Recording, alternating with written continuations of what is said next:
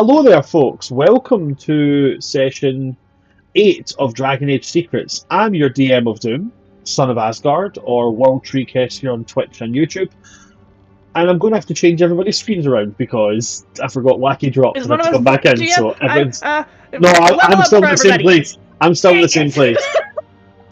Jess is fine. Everybody else is all in the wrong places. We don't get to pretend to be anybody. And I will be playing Tira today. Oh. I guess I'm Vesa. Okay. Horses. There we So Horses. cute. Pay no attention to the cute Templar. Exactly. Picking fights, taking care of animals, and secretly to even herself crushing on a Templar. Whoopsies. We love it. We love it for her. Average horse girl. Absolutely. Where was I going with that? That's where I was going. So we are. My mind just went completely blank. Sorry, I was having to fix my microphone. What the? Yeah, there we go. Fixed. I had to fix my microphone there. Sorry about that, guys. I'm your DM of Doom, Son of Asgard, or World Tree Quest here on Twitch and YouTube. But today I'm not your DM of Doom. Today I am your keeper and your lore master for our Dragon Age game. And with me today we've got my amazing cast. We've got Jacklish, we've got Stories from the Roses, we've got TTV Wacky Man, and we've got Witty X Witch. And I got everybody's name wrong without pausing, hesitating. Everybody's name right without pausing or hesitating. I got my sentence wrong. Fuck! Tripped at the finish line. Tripped right there. You were so close, Bran. And then. You ever see someone when you're supposed to break the finish line? You ever see someone just tumble through it and not break it? That I tried to jump through the finish line, but just jumped over it, and it didn't actually count, so I lost. Right, well, okay, I feel like an asshole now.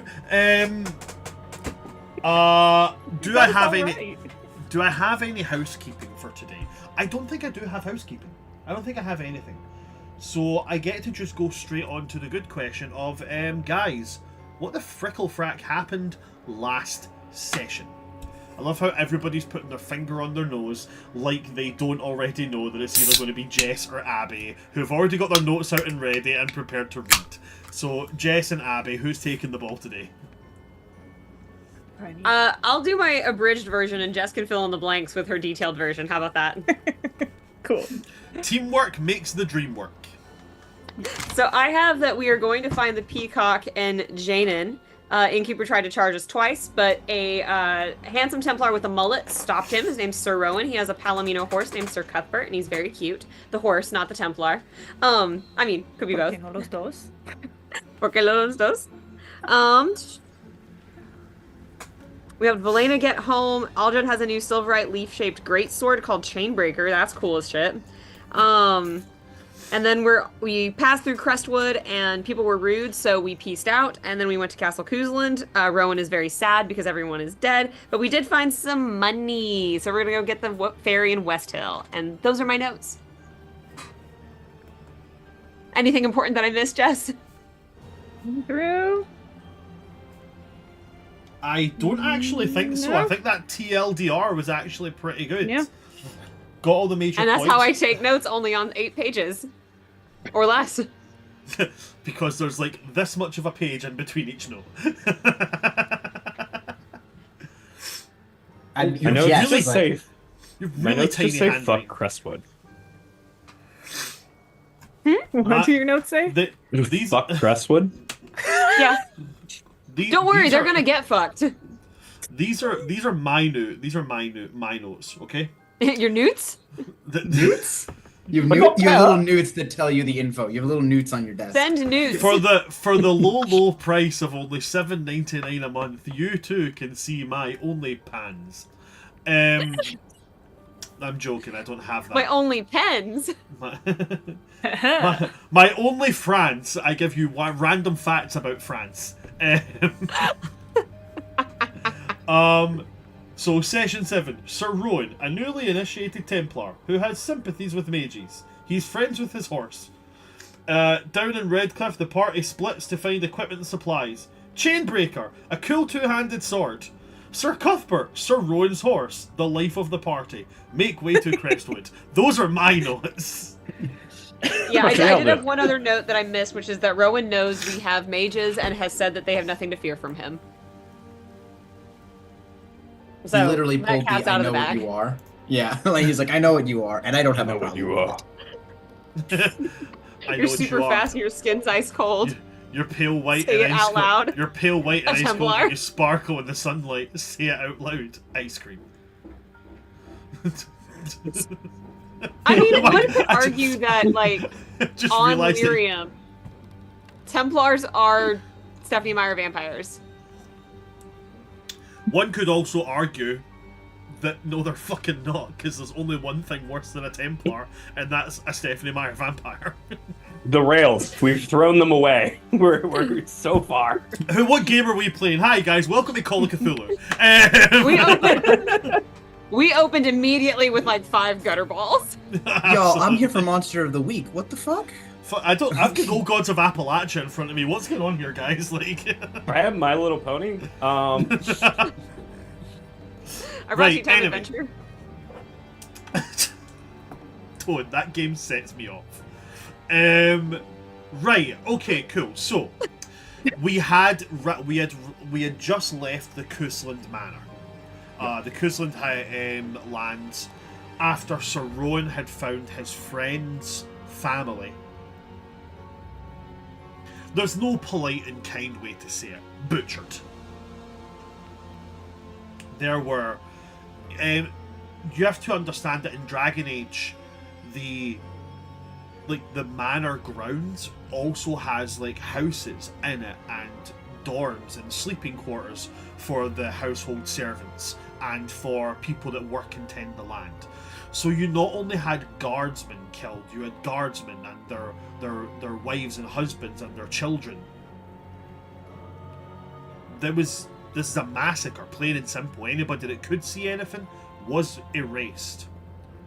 The only person from here who Ser Roan was not able to find was his friend Fergus. And he was that boss figure.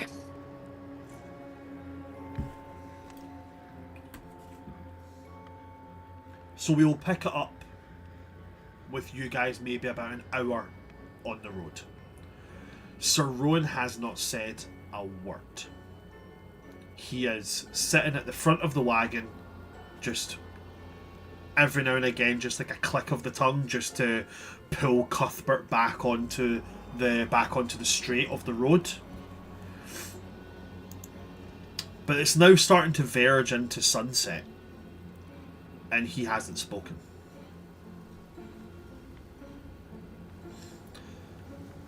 What would you guys like to do?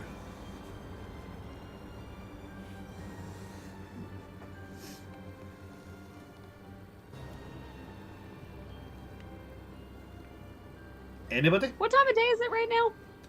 Almost sunset.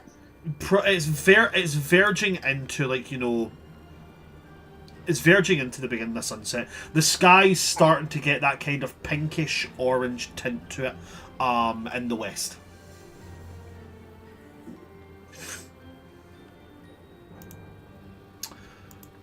I think if the goal is to set up camp, Vessa's probably going to busy herself doing that. Okay. If our team is wanting to have a little camp out. Just to show everybody exactly where we are. We are up here. And we're making our way. Yep, here we are. We've just left this place. And in the grand scheme of things, when you go to the entire world map, we are much, much, much, much smaller than that. This is where we are in the whole world. We're over here. We're just guys. There we go. Just a couple of dudes. Just a couple of dudes being dudes. Ferelden so little. So with that in mind, what do you guys want to do from this point? So if we pulled over the wagon, or are we still moving at this point? The wagon's still moving. Okay. I was just gonna read her journal. Okay, Run. just reading journal. Run. He doesn't answer like vocally. He just turns his head back. It's getting to the point that we should probably get off the road for the evening. Oh, I forgot my voice for Roan.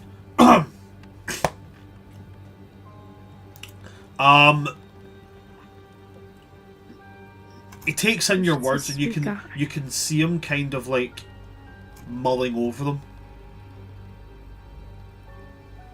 If we keep going through the night,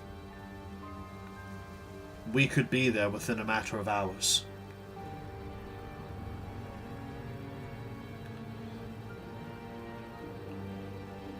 I think it makes sense for us to keep going. Okay. Tyrell kind of like withdraw back into the back of the cart. Okay.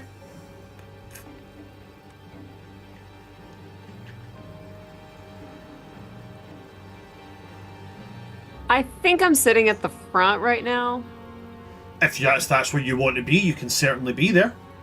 I'm pretty sure that's where I sat myself the last time, so... Fantastic. So that is We have where our you are. assigned seats in the bus now. Everybody's got their assigned seats. Yeah. Yeah. Someone sits in the front, and Vess is gonna be like, nope. You're in my spot. I called shotgun. But you didn't say it. Yeah. The new party member was like, but you didn't say it. And it's like, it's implied. Shotgun is implied. Mm-hmm. So yeah, Vessa will say that she'll stay up to make sure that Ser Roan doesn't fall asleep at the reins. Okay. That's totally the only reason. Absolutely, it's not for any other reason whatsoever. And do you know what? I resent you guys saying that. I resent the insinuation, guys.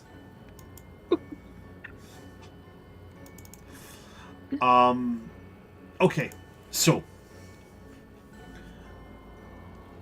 Vessa is sitting up to hang around with Cuthbert. Yeah, definitely with Cuthbert. Totally. Yeah. Lukah is already asleep. Like the kid is passed out in the back. The baby. The baby, like Growing boy, he needs to sleep. He's had a hard time. He's only just recently discovered vitamin D. And imagine he's reflective. I don't know why, but like, Will never be the same. Literally reflective. Like the sun is bouncing off him. he's so pale. He's so pale that you just, can like- see the blue of the veins in his elbow. He uses factor 500. oh, isn't he a blood mage too? Oh gosh, wow, that's yeesh. Like you wouldn't have to be a powerful bloodbender to bloodbend him without the full moon. You can see his blood; it's right there. Like it's like right there in his arm. But yeah, he's instead of already. a shadow, he just has like a little prism, like he's a little prism, and just casts a rainbow instead. Just translucent. Oh my god, he's actually a Stephanie Meyer vampire. But yeah, so Lukah's passed out. Lukah Cullen. Oh my god. I hate that name and all that. I'm pretty sure that's one of the reasons why I don't like Cullen. I'm pretty sure it's Stephanie Meyer. I'm pretty sure that's it. You ruined a somewhat decent man for me, Stephanie Meyer. Somewhat decent. I mean, he's still a Templar. They can only be so good. So, what do you guys want to be doing at this moment in time? Tira, aside from making petty comments, is probably just journaling. Frantic journaling. Okay. What about the rest of you? Oh, sorry. Huh. I think. No, go ahead. I'm still considering. Okay. I think Aldrad in this moment, he's seen like soldiers lose people, and I feel like he's working through the best way to like let Ser Roan, Rowan, sorry, Roland. Why do I know a Roland? And I think when Tira brings up the idea of stopping, Aldrad like looks at Tira and is like, "That would there's this knowing glance of that's definitely a good idea." But Aldrad doesn't voice anything because in this moment, I think Aldrad's thought process is he needs to react how he'll react. And Aldrad is going to just be... I think he's towards the back of the cart most of the time, but when Ser Roan does turn around to face... Emma? That's my spot. Oh, it's your spot. I'm so sorry. You're in my spot. I dangle my feet off the back the whole way. No, you're right. You're right. So I think I don't know where Aldrad's spot is. I guess he's going to be sitting close to, like, most inward, I guess? I don't know. Yeah, let's go with that. We're so smart. Wherever, Put the ranger in the front and the wizard in the back. And then just, when things go awry, and the cart tank's right in explodes. the middle. Well, when things go, it's like we try diplomatic reasons, we try to talk, it's like, okay, and then I come out. It's it's like, well, we warned you. But I think he's kind of sitting, like, as... He's gonna let Vesa be the one to keep Ser Roan, like, awake. But if Ser Roan ever looks back at any of us, or when he does look back at Tira, there's this, like, hard, like, contact, basically, that Aldrad's going to hold with him, of just, I will not judge you. I will say nothing. I have no opinion of you. If you need to speak as a combatant, me. And there's like that knowing, I guess, soldier glance that he's going to look at him with, just like a glance he's given to a lot of the people in his like squadrons before.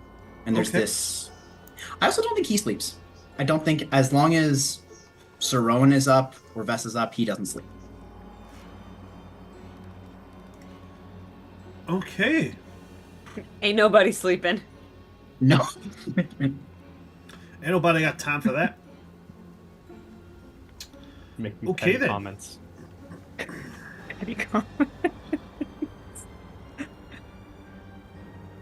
Then...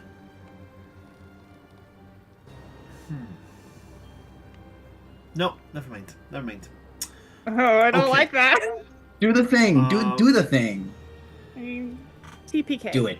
No, I was. Do it. It's just something you said made me think of something funny. And I was like, I don't think it is funny. So I don't know. It's when you were saying that, we try talking, and then if talking doesn't work, Aldrad comes out. Just been like, we've tried our democratic process. We're going to try our hardened diplomatic process. Oh, what's that? Him. Yeah. I'm BA, and you're about to be knocked out.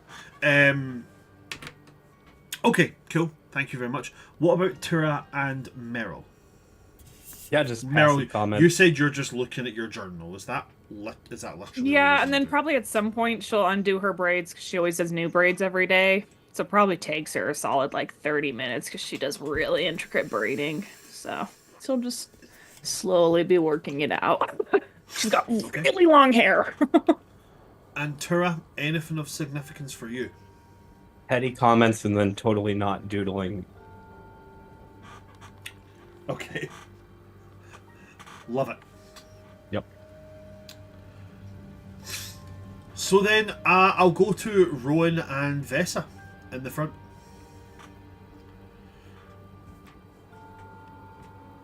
So, is there? So when you're sitting there, Vesa, Rowan is. The first time you were sitting here, Rowan was quite friendly. You know, he would talk, but now he's quite. He's very much like Aldrad has been in all the time you've known him right now. Very stoic, very like 1,000-yard stare. Kicked our puppy, Brown. It's almost like it's dark fantasy, right? Oh, he's a puppy.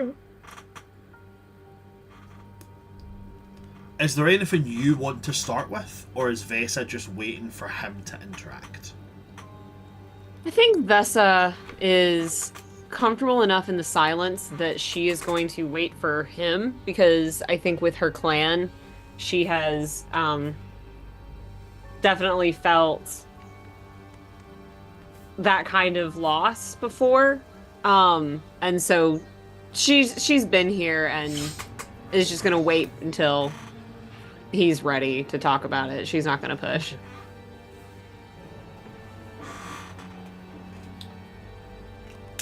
It's maybe another half hour.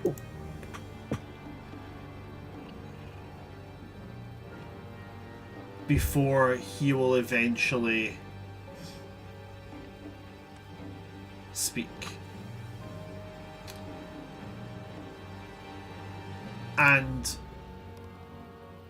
when he speaks to you, it's quiet. And the first thing he does is when he doesn't look at you, just keeps looking forward. Keep your eyes on the road.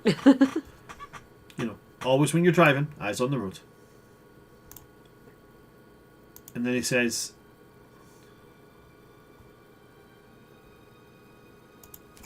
I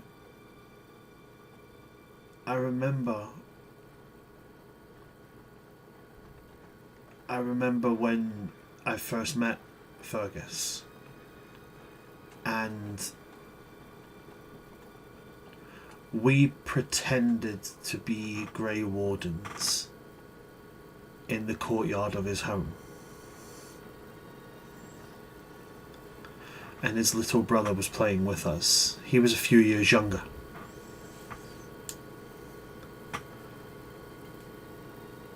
My father had just been stationed alongside some other Templars within their home, within their lands, and the Coastlands had insisted we stay there with them.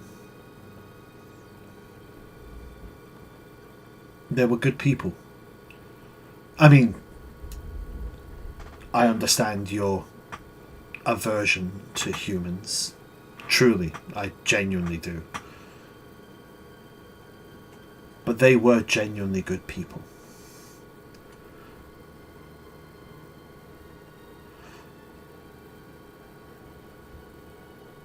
It's difficult to temper that rage.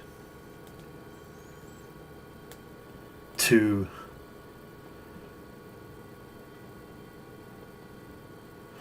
track down Al How now, and to put my blade through his chest, and to hear him gurgle his last breath while I whisper the names of every single one of those guards. While I whisper the names of the Cousland family into his ear and let him know that he is the reason they're not here anymore. I don't know how not to feel that.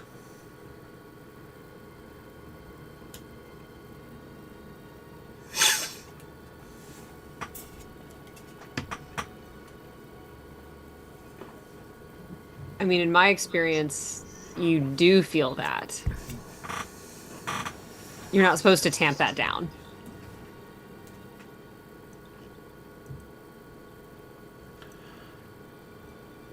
The only time when it becomes a problem is if it puts the greater group in danger. With my clan, plenty of times we've been attacked and someone decided that the best course of action was to exact revenge. And for us, that meant moving the entire clan and finding a new safe place.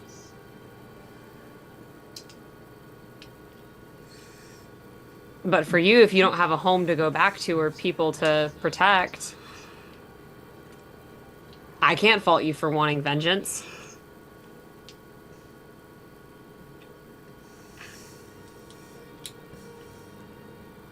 The Kuzlins were kind to me. When my father passed, they made sure that I was taken to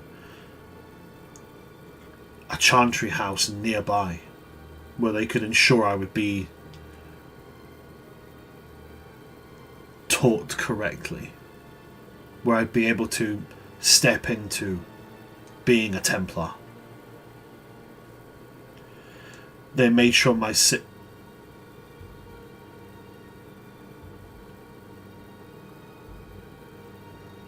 they made sure we were okay.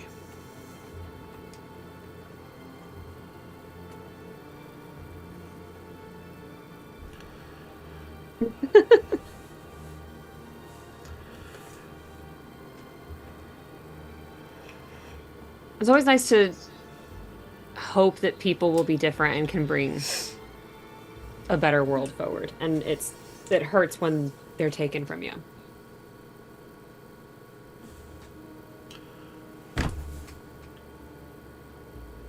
Has anyone ever been taken from you? Yes. Many of my clanmates.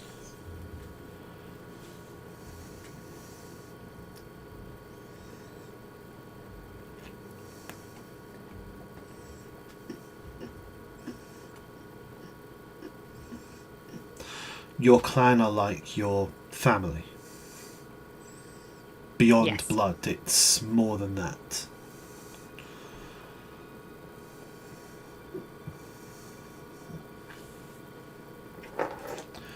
All Dalish are a little bit like family. Just a little more extended than others sometimes. So by Dalish tradition, you and Lukah are kin?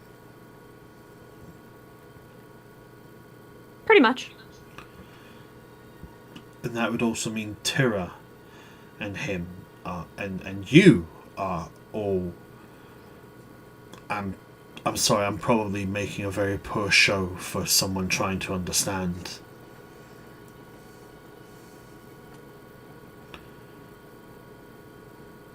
The only family I've ever had real knowledge of was my sister.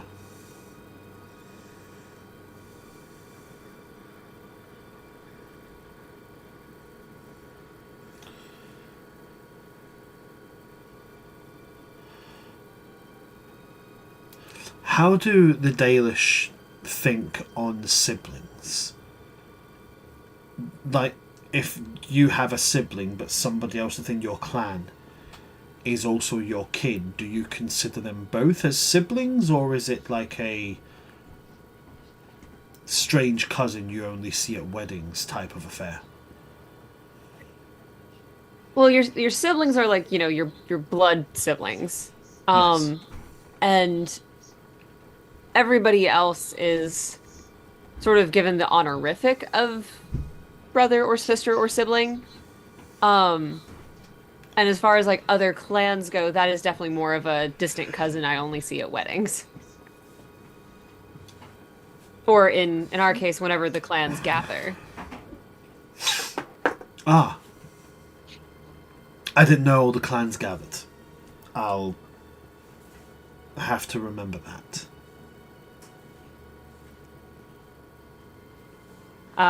Vesa does make kind of a like side-eye suspicious face, like, why you need to know that we're all together?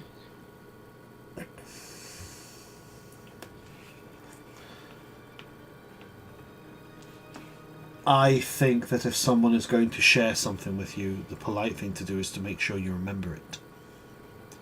Especially when they have a deep and intrinsic mistrust of humans.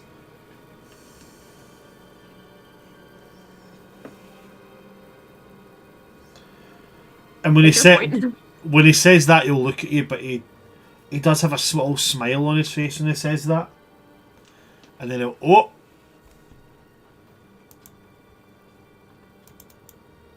Spooky Tira basement fell off the time. wagon. Tira fell off the wagon. Tira fell off the wagon. Tara's like trying not to fall asleep, just whoop.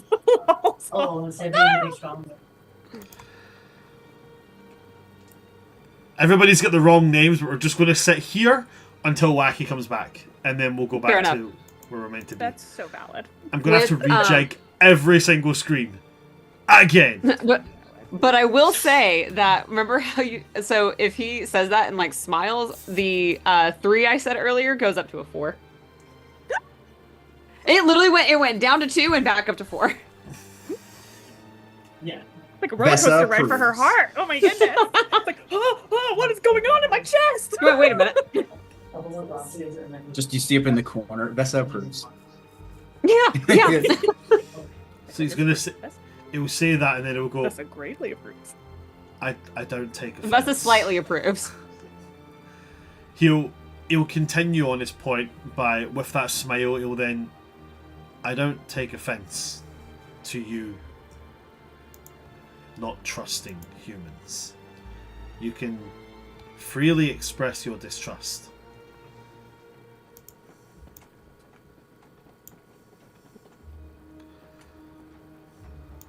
Tira's back on the wagon. I apologize. The power's been blipping. You don't need to How was that apologize. spooky basement? I feel bad. It's terrible to be in the basement with the power out, I will admit. Especially because I'm in the furthest corner of the basement.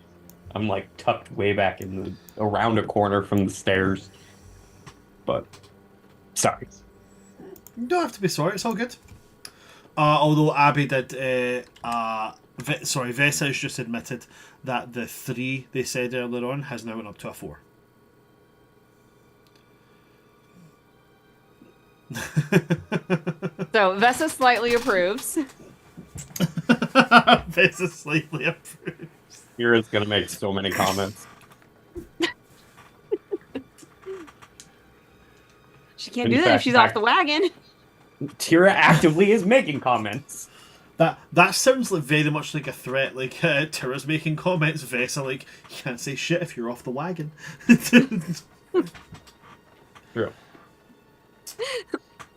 How I'm explaining the like Dalish sibling cousin behavior. It's about to get real sibling up in here. No, don't worry. It's perfectly normal to shiv your siblings in Dalish culture. Like, Ser Roan is there. He's like, I will turn this card around. Honestly, this sounds like my family. I can see how the Dalish were based on us kills. I can absolutely see it. 100%. He's gonna, as he says that and smiles at you and says that he doesn't blame you, he's gonna take a kind of like a glance up over to the west, nod, and then he'll look to you and he'll say, "We'll be arriving at West Hill in about an hour's time."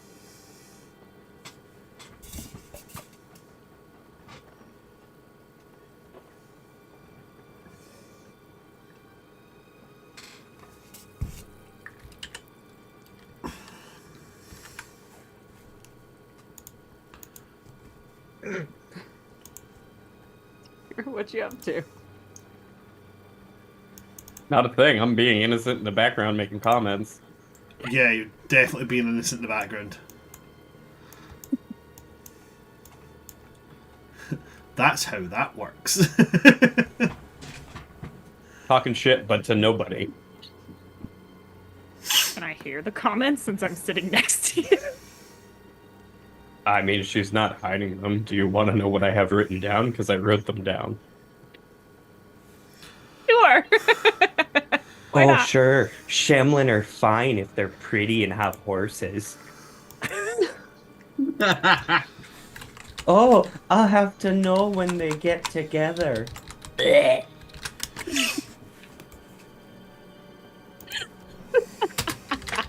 Meryl super quietly to Tira is just gonna be like, it won't work out. As she just keeps working on her braids. Ye elves of little faith. Because the reason for saying that.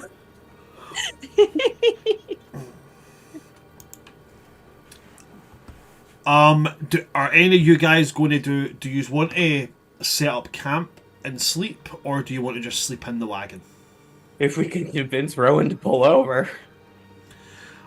He's I pretty think- determined to keep going. I think somebody could make the point to him. You're about an hour out. You're about an hour away from West Hill, so you could set up camp, or you could continue for an hour and potentially find an inn.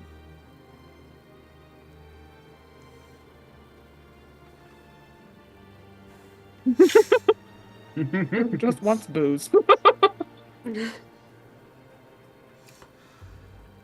Oh up to you no, we're guys. going to civilization again.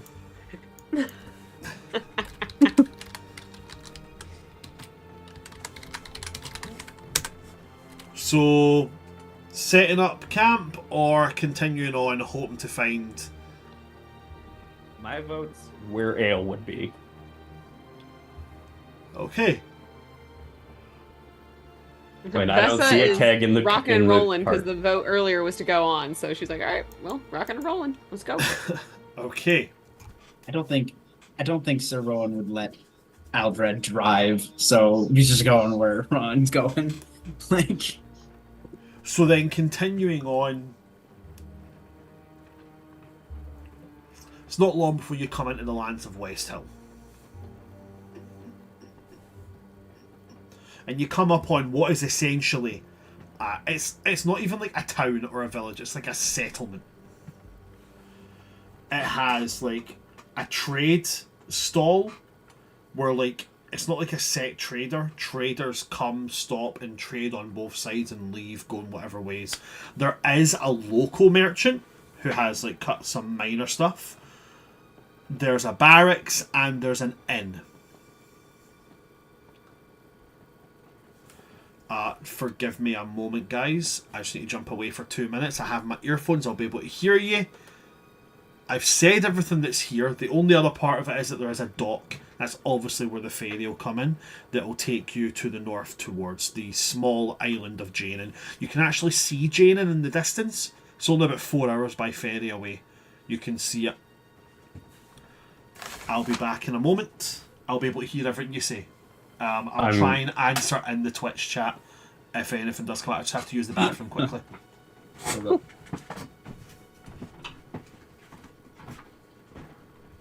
So it's like, what, 8 p.m. now? 9 p.m.?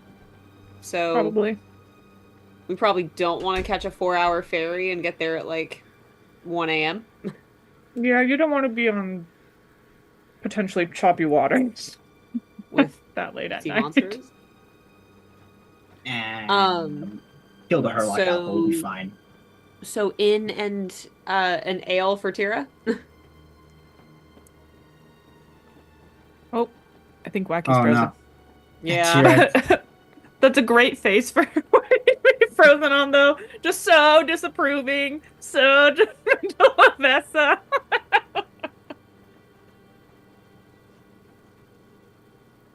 The hood. With the The hood. difference.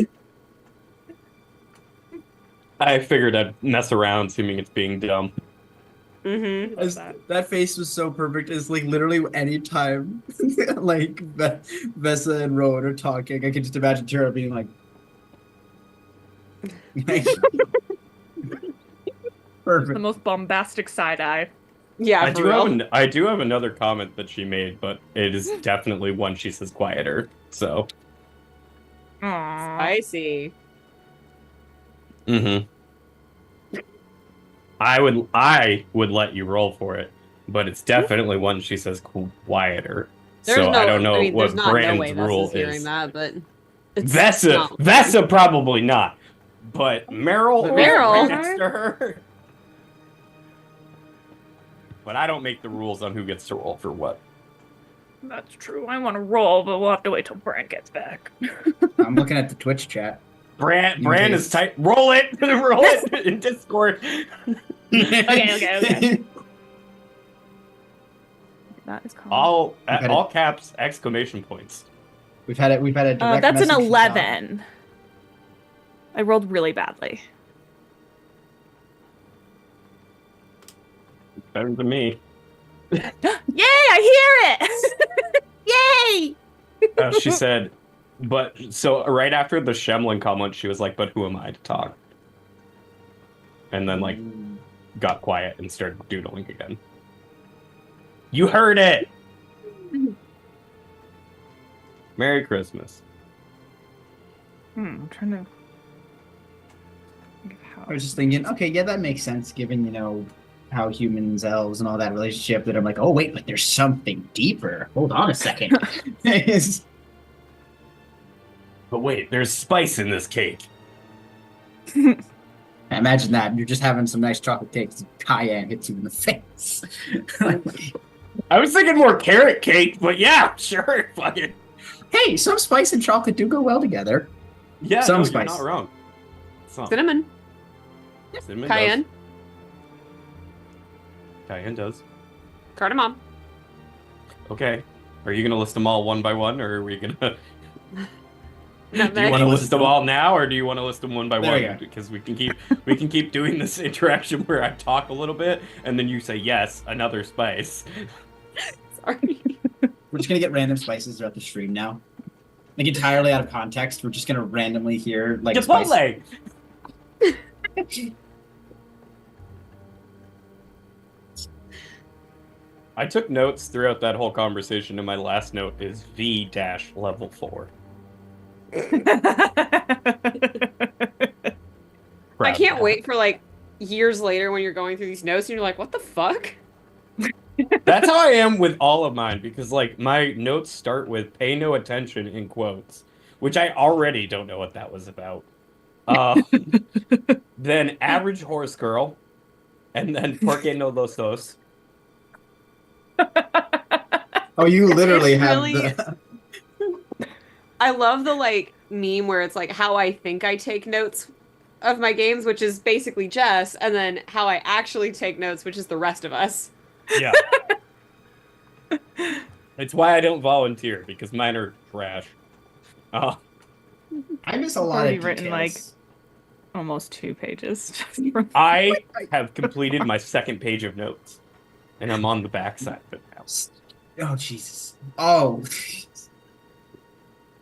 Hey, I'm almost done with page 2 as well. Yeah. Well, I Just meant in list- total.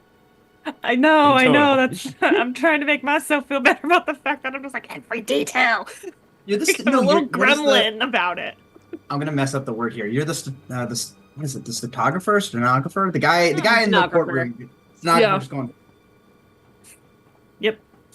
Yep. That's me. Meanwhile, I'm the high school kid in the back of the class who's forgot his morning coffee and then remembered halfway through the lecture that I was supposed to be taking notes, because this will definitely be on the test. The fact that you guys were drinking coffee in high school worries me. Like, we just had Red Bull like normal fucking kids. No, yeah, I had no. tea every morning We in brought high our school. own coffee mugs.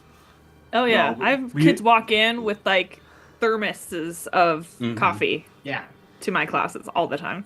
We used to like sneak in like Relentless. Don't know if you guys had Relentless over it. It was like a UK version of Monster before Monster arrived here. You just sneak monster. The effective, you just sneak the equivalent of. I had like 2 like White Monster Tallboy cans on my desk. I have a vivid memory of this. Just I they sat there. brought No. coffee into school, and then both of my little cup holders in my backpack had Monster cans in them. No, Every day. there was like a health thing in Scotland where in class you were only allowed water. Yeah, this is America. We'd Wow, buy your it. country cares about your youth. Huh, that's If I interesting. sorry to completely derail, but just because you said that there, have I told you about when I ordered a drink with my food when I was visiting my friends in Milwaukee? I No. don't Like remember. the absolute public embarrassment that I gave to myself. We went to a place in Milwaukee called Culver's. Oh yeah, I know Culver's. Good old Culver's. So I'd never been from before, Wisconsin and with love. I'd never been before, and my friend Gilby said to me I had to try this thing called a Curder Burger, And I was like, fuck it, cool, yeah, cool, whatever. So I got it, really, really good, loved it. And I was like, I ordered my drink, and I just wanted like a medium, right? A medium. I was like, cool, I just get like a medium drink. And then the guy gave me the cup for my drink, and I took the cup and went, oh, buddy, I ordered a medium. And he went, that is a medium. This thing is the same. I actually took the cup home and put it next to the large from our fast food restaurants, and it was the same size. Yep. Yeah. And I was like, what the fuck? And then I went to get my thirsty. I went to get the drink, right? Now when we go to the soda machine thing, like, you know, you know that thing? We've got like 7 options, right? It's like 7. And 2 of them are iron brew, right? And there was like 40 options to drink. And I was like, not with that, I ADHD froze. I was like, because there was just too much option. Yep. You find your 2, and then you leave it at that. I want to know what happens if you see a Coke Your Way machine. Oh, that's the one where you can add like the coloured syrups and stuff in it. Yeah. We have them I here, love but those. we only have them in Burger King. Okay. Of all the places. Well, wait. Burger King. Sorry, we also have them in Popeyes. We also have them in Popeyes Okay, on Sucky Hall Street. Yeah, sure. Okay. But you can't get iron brew in it. Popeyes. You can't get iron brew in it. See, if they tried to give us a machine that was iron brew your way, they would never sell any syrup because it would just be iron brew. But what if you could make cherry iron brew? No, they tried this. They tried this recently. Oh, Interesting. They tried to make like raspberry lemonade and ice cream soda iron brew, and nobody bought them. They just kept buying normal. Scotland is really petty about iron brew. In like, I think it was like the early 90s, Coca-Cola started marketing that they were the most popular soda worldwide. And Scotland's iron brew sales tripled within like a week. That's how petty we are. We were like, no. Now if you Google it, we are the one country in the world where iron brew is not the most popular soda. It is where Coca-Cola is not the most popular soda. It's iron brew. We're fucking petty about this shit. We are the pettiest country in the world. We'll do shit that'll outright ruin our plans for ourselves just to fuck with other people marginally. We love that. We love We're that great. for Scotland. Anyway, sorry to derail us there. I just wanted to talk about the time that I embarrassed myself by going, no, I wanted a medium drink. And they went, sir, that is a medium. And I was like, oh, what the fucking is it? Sorry, I didn't realise that my drink came with a free side of diabetes. Welcome to the States. Welcome to America. Right. Yeah. So, with you guys saying these, we're happy to just keep rolling on. By the time you reach this place, like, so I heard you guys ask about what time it would be. It would be closer to around about 9 o'clock at this point. 9 o'clock. Yeah. Okay. There ain't no ferry coming. You could go to the docks and ask, but chances are a ferry's not going to come this late at night. There's no lights And out. more importantly, I don't want to be on the water at 3 a.m., 1 a.m. Dalish people going on a boat. This is going to be fun. This is going to be really fun. I think the second we roll into like the settlement, I was about to say town. You said it's more of a settlement. I think Aldred just kind of tries to look where the inn is, and then like from around Rowan just like points. It's just there. He's like, we're going there. Rowan will lead Sir Cuthbert to the front of it. At which point he'll get off the wagon, and just like out of an instinct, he'll put his hand up to help you down, Vesa. She will jump down without taking his hand, but will smile. He'll just kind of like, when you jump down, before your feet even hit the ground, he pulls his hand back like, yeah, of course, like, yeah. It's like, oh right, she's a strong, independent woman. Okay. Oh shit! I'm a mind my business. I forgot. I'm not necessary. And then he's gonna look into the wagon, just to kind of make sure nobody's like left anything, and say, "Is anybody going to get Lukah, or will we just leave him here?" I'll make sure that he gets to a room. Okay. Aldred picks up Lukah. Oh no, never mind. Yeah, take him. Princess Way carry. easier. Not just slug over the shoulder. He's not drunk. Just yep. We seen this kid turn someone into a puddle, and now he's being princess carried. Whee! That's how mages Before work. we I actually thought. haven't seen him in action yet. Oh yeah, actually you haven't. We I'd haven't say had a combat puddle- with Lukah. I feel like there a yet. puddle is the least of our concerns. I'm worried he's going to turn somebody inside out and just kind of leave him like that. Like, I'm Let's see homebrewing. what your skin feels I'm like on the homebrewing. inside. Bess has a lot of concerns about Lukah. Have you ever heard of this thing called a blooming onion? Let's see if we can do it with your rib cage. But yeah, Ser Roan will go into the inn, and he'll walk up to the innkeeper. And just like him, I require 1, 2, 3, 4, 5, 6, 7 rooms. The innkeeper's just kind of like, from the outside of this inn, you can this inn has 4 rooms when it's empty. Like, so he's just kind of standing there smiling, and then keeper's like, "We've got 3 rooms available." It's like, oh, do you have 7 beds? Oh, honestly, 6. Each of the rooms has got 2 beds in them. But we can supply like a cot. I'll take a cot. Yes, that'll be fine. Thank you.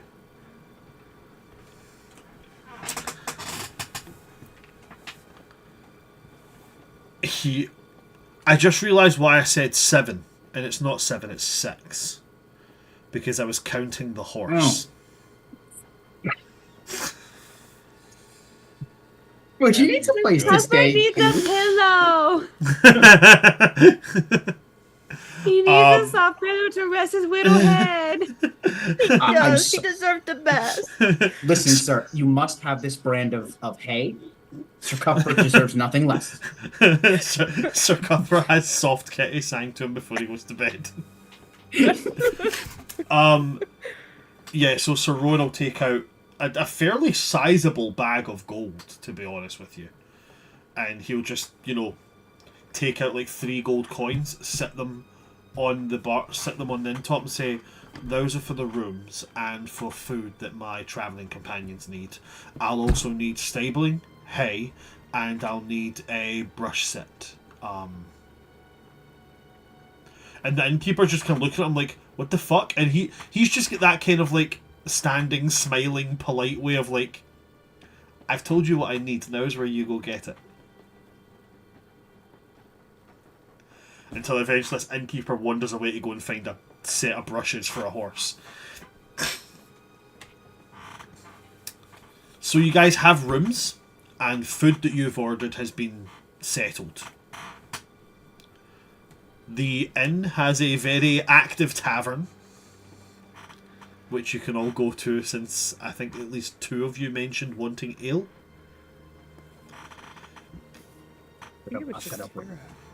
Well, I have a thing now. I have to drink a lot now. I have carousing. Gotta see what that does for me. Come on. And Tira blacked out immediately. You could drink and There we go. Well, I like to think we get to the bar, Tira sits down, and then it's just like, promise won't go that crazy. And then it's just 10 minutes later, still on the ground with like 6 mugs. Pound him, pound him, pound him.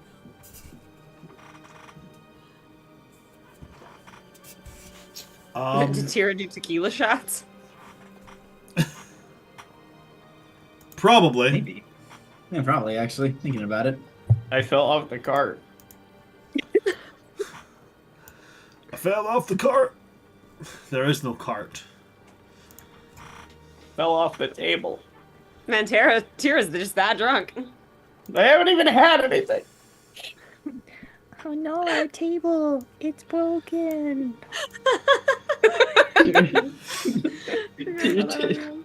She was like, I fell off the cart, and it's like, we got off the cart 2 hours ago. And it's like, I fell off the cart. I have fallen, and I can't get up. Can't get up. Yeah, me. So the tavern Life keeper alert is for Tira. exactly for Tura. That's exactly what it's for.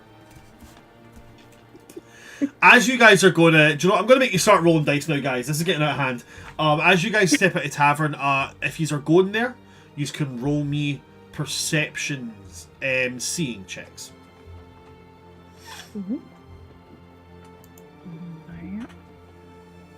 I think Vess is gonna, if there's like a stable attached to the inn, I think Vess is gonna hang out with Cuthbert for a little bit. Well, that's where Rowan's went, because Rowan has got the brushes, then went out to... Oh yeah, just hanging out with Cuthbert. I figured happened to have us really cute. But couple she was going for Cuthbert. She was like, I'm gonna go make sure that the horse is taken care of, and then she's like, oh, I guess you're here too. Okay. As soon as she goes, starts... I'm going to go check on the horse. Lukah wakes up for like 2 seconds to go, yeah, the horse.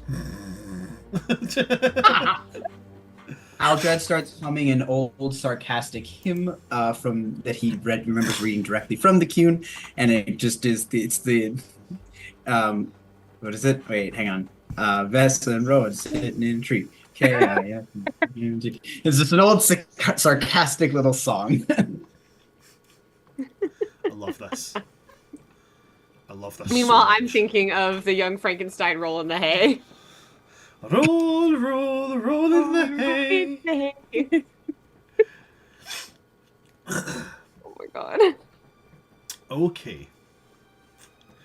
Let's go with the guys who are in the tavern first. I I need got you a three to 16 roll for my me- perception.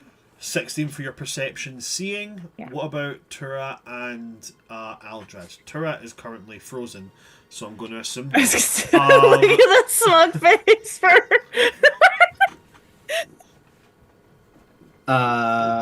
Yeah, Vessa. Cuthbert. That's what that face says. It's a 12 for perception seeing Okay. on Aldred. Tura is occupied. Tura fell off the wagon. Poor Tara.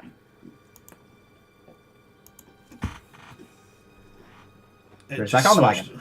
Yep, Tura's back on the wagon.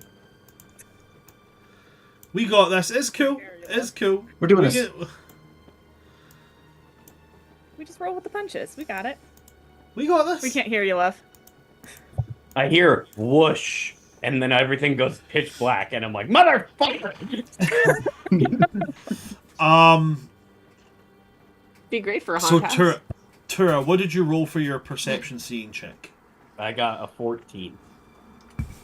12, 14, 16. Yay. So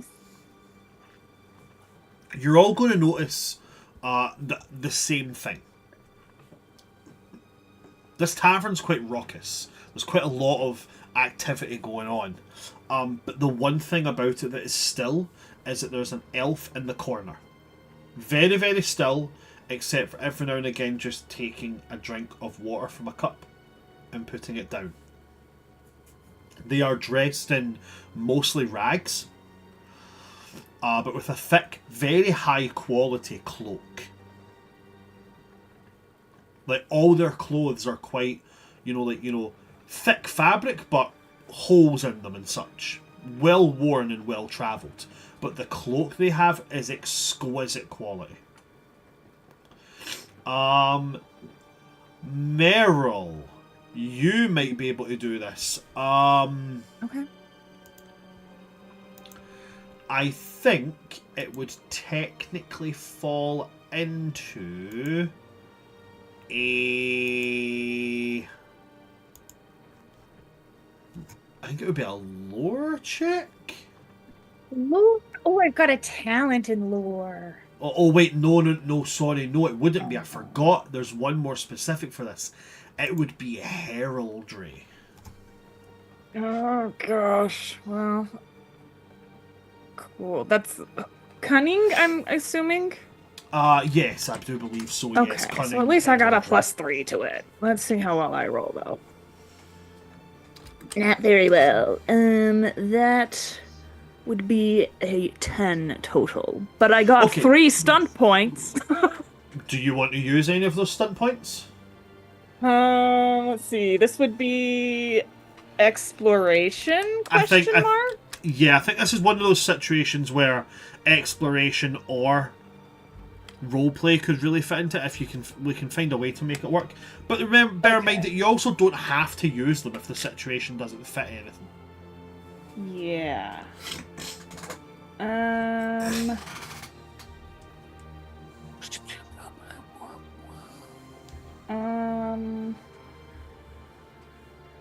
I think I will do the object of your attention, so I can receive a +1 bonus to further test to examine or perceive additional aspects of the object of your test until the time or venue changes. So I'm just going to have an additional +1 to trying to figure anything out about this person. Okay. So when you look at the heraldry on this cloak and you take in their entire getup, the two things do not fit in. One, it's definitely an elf. You can tell that by the features of the person. Number two, the cloak they're wearing is Tevinter. Like, high quality Tevinter.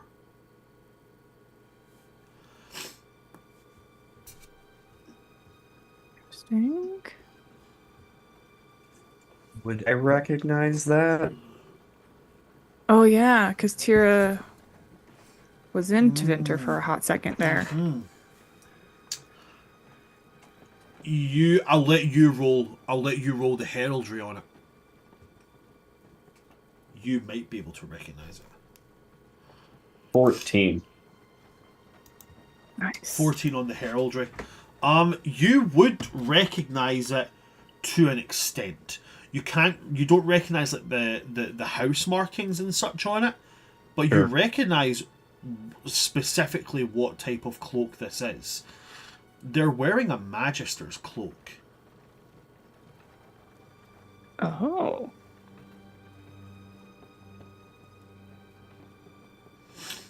Interesting. Okay. I'm gonna place myself behind Aladrad.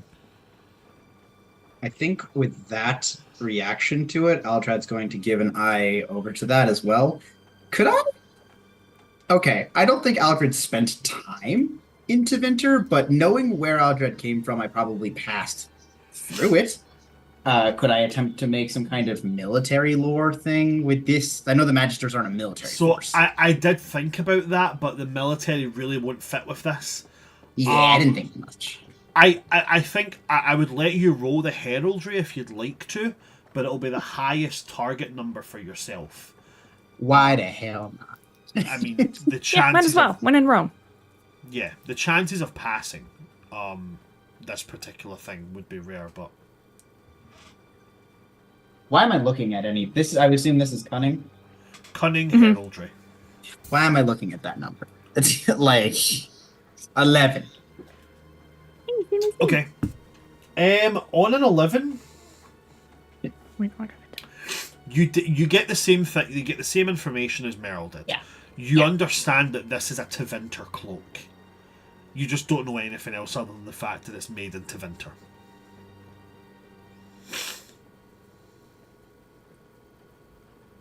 I think Aldrad's gaze will like move towards the bar to like act like he's gonna go get a drink, but Tira, you would hear like a whisper sent to you, almost like a stage whisper. Tevinter, then. Do we steer clear? I don't know, but I don't trust it.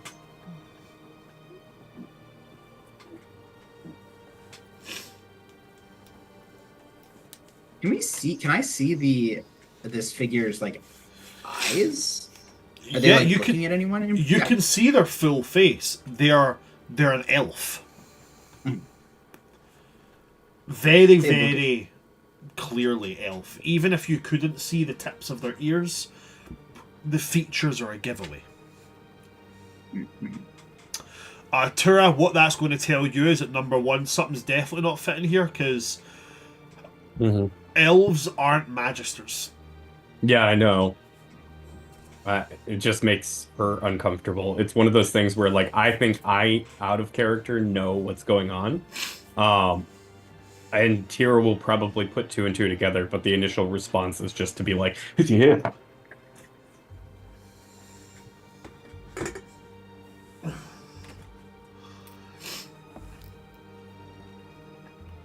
Is there anything else you guys want to do here? Yeah, fuck it. Tira's gonna do something stupid. Okay. Oh, great. Tira's gonna, like, slip from around Aladrad, look them over once more, and then just, like, casually stroll up. Okay. Boy, there's such like- a fast. There's a heel spin. It's clunky to look to see Aldred do that. In fact, he's going to the bars like, I'll get everybody a drink. Not doing that anymore. You also have Lukah still unconscious in your arms. Yeah. Nah, I imagine at this point Lukah's just been like left in a chair. He's like, I forgot how close to my door I was, and I just like Surprise. head-butted my door. Oh. Nah, Lukah's just like passed out in a chair. My eye does not. Big Aldred's eyes. Figure, flashback to Lukah. Figure, flashback to Lukah. What does this Like, elf look like, out of curiosity? That is a great question. Sorry, didn't mean to put you on the spot. No, not at all. Red hair, cut short, flowy on top, but like cropped in at the sides. They're definitely not Dalish. Definitely not. The entire way they hold themselves is incorrect. But as you get closer to them, you will notice one standout thing in the fact that they are wearing marksman's gloves. Like the leather gloves that have these 2 fingers and the thumb covered. They're wearing them. I think the initial, like, introduction, she's gonna be, like, in Dalish, but then, like, immediately, like, hesitate and switch to, like, common. For this world's, like, the trade tongue. Trade The trade tongue. tongue. Yeah, so we're gonna switch to trade tongue. Just because, like, giving the once-over, like, might not be the approach. And just be like, interesting cloak.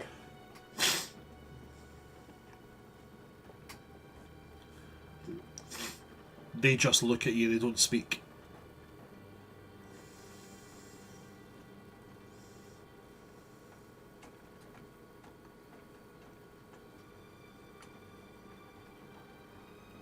I didn't mean to bother you, I just was caught off guard seeing those colors around here.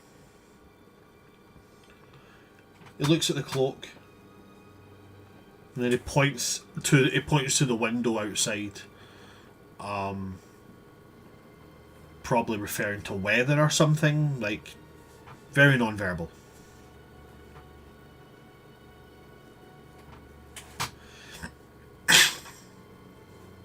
Aldred. seeing this and knowing making a comparison to some of his own culture, can I look specifically around the mouth if there's any scarring there? You certainly can. That would be, I believe that would be it wouldn't be healing. I think I would make that Ooh, what would I make that? Healing, there's not like just a standard medicine thing, no, there's not. I Chirurgy? think healing. No. Oh, I think what is synergy? I think healing was the thing we used for another medicine. I think like I shit. do. Yeah, I do remember this. I think honestly, it'd be the closest thing. So do you know what? Call it a healing check. And then chirurgy is a talent. It's about like performing field surgery. I have that. I'm a journeyman in that. Oh heck yeah! That's good.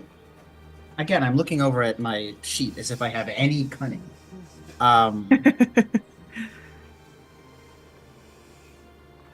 It is good, I think. 14.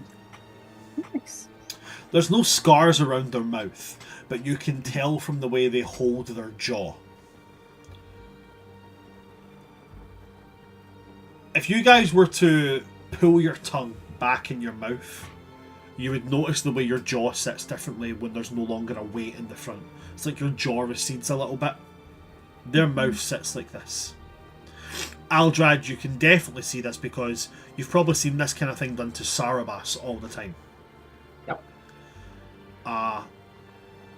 Aldred, you are very confident in the fact that this young elf has had his tongue removed.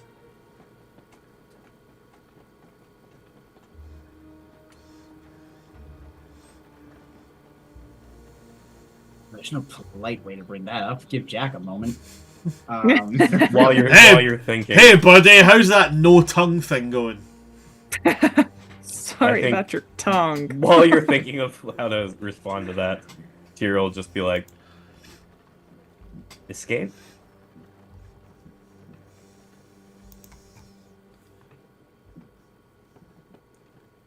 The elf will look at you, Tira, and then just nod.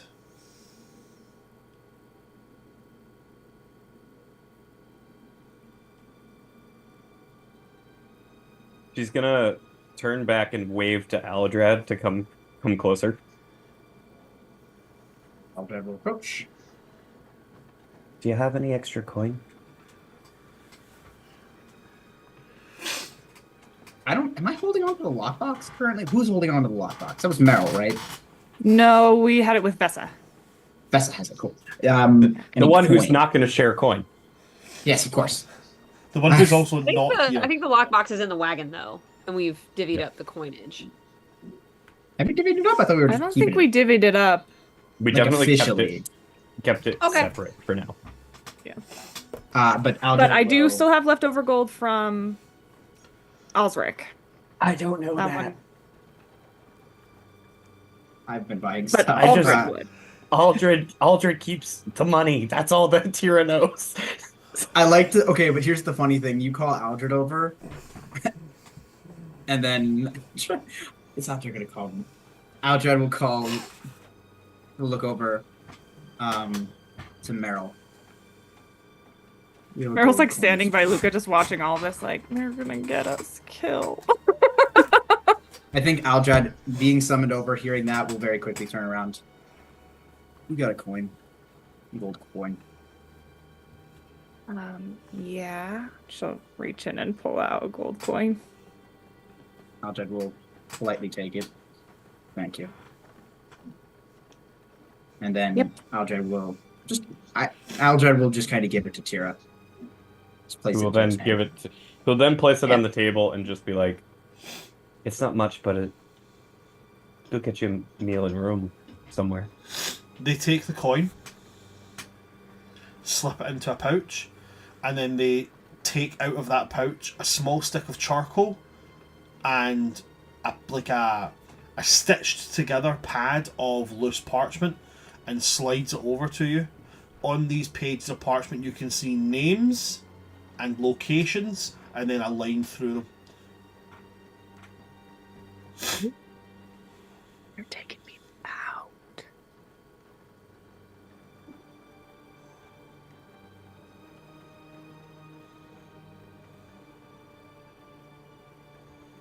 Tira is going to hunch over the paper so that Aldred can't see, and then write a name and location down and slide it back to them.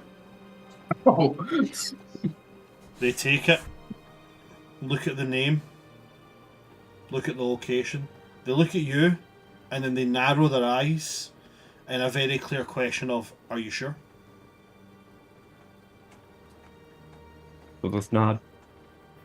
And the moment you nod, they stand up, and as they stand up, their cloak moves, showing behind them an exquisite bow. Like, this bow looks like it is more expensive than this inn.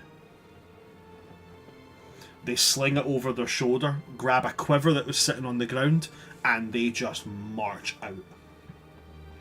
I need you to send me the name and the location. Yep, will do.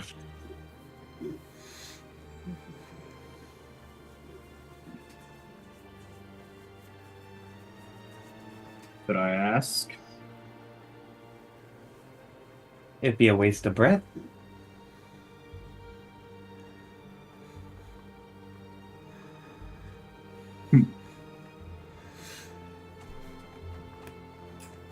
Other I'm than assuming they that, don't.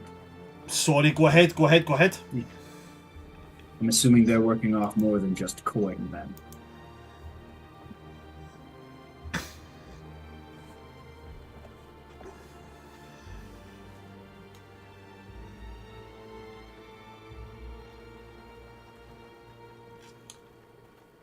Is there anything else that you guys want to do here before I take us to our break and then bring us back for Vesa and Rowan's stable encounter? It sounds so weird now that I'm on Book Talk to say that. Yeah, that was yeah. Oh, yeah, but I'm expecting you to just say they're rolling the hay, but, you know, who knows? We'll see what happens. I was about to say, oh, okay, is that what we're doing? I don't move fast. Depends on if she does something that she greatly approves. Just Aldrad walking over the innkeeper. Hi, we need a refund on one of those rooms. 2 of our party found other accommodations. I think I will say though, with the comment of it's a waste of breath, I think Aldrad was like, I know my place. You go to the innkeep, buy 3 mugs of ale, 2 for Tira, 1 for him. Okay. Because Lucas passed out and Meryl. Did they have anything there that Meryl might enjoy drinking? Got warm milk. It's goat's milk, Hey. but they have warm milk. We got a Capri Sun. You want a juice A box? cold one, Brewster.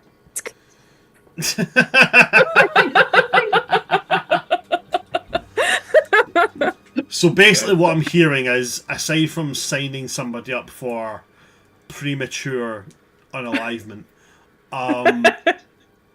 there's nothing else for you guys here. I mean, I think, unless anybody has, like, any conversation they want to have before the other 2 get there, I think that, like, I'm fine rolling into the next thing. I was just gonna sit there quietly. Okay.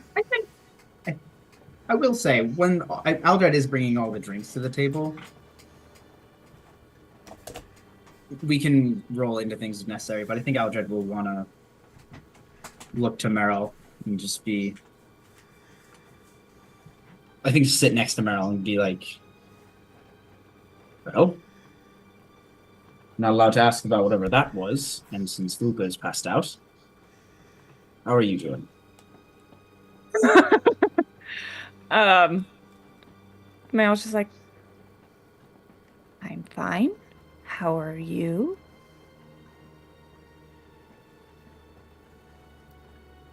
No different. Are you okay after the whole Kuslan Castle thing? I saw you look over at Rowan while we were in the wagon, so...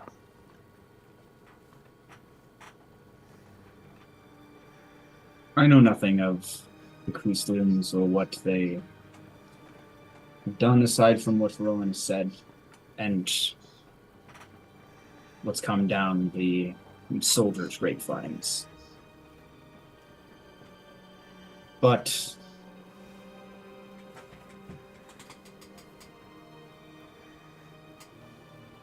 As much as one's training, as much as I'm finding not just those who study Lukah is meant to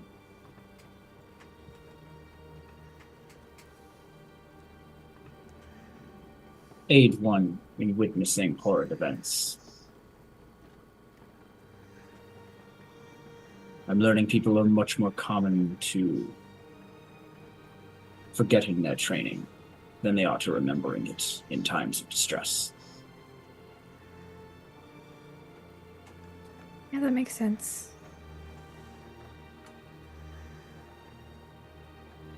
And I'm quite good at just listening. So the others give me plenty to listen to. You don't. I don't really have a lot to say, so... I did have a question to ask you, but...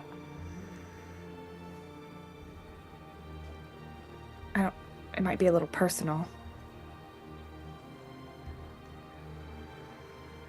Fire away. I'm an open book. It's just all in Qunari. Well, I was actually gonna ask, do you follow the Qun? Just because your name is quite odd. I knew a few Qunari back home, so...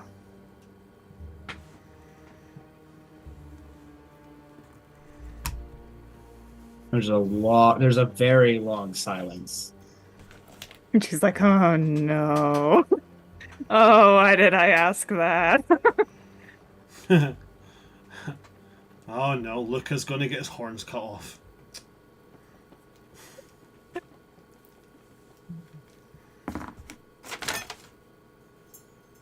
Thank you for asking that.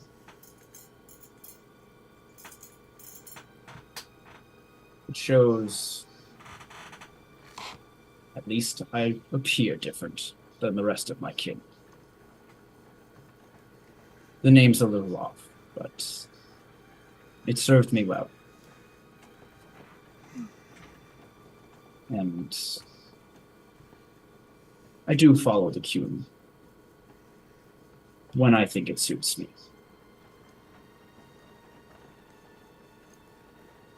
I know a lot of people who do that with their religion or way of life, so valid. I have met many like that as well.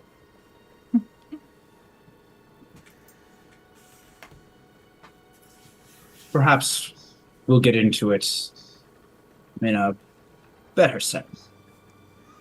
I don't want to bore you all night with talk of the Qun. I mean, I don't find those kinds of things boring. I am a scholar. You know that, right? I've met many a scholar on my journey, and it turns out many have particular tastes in what they care to record.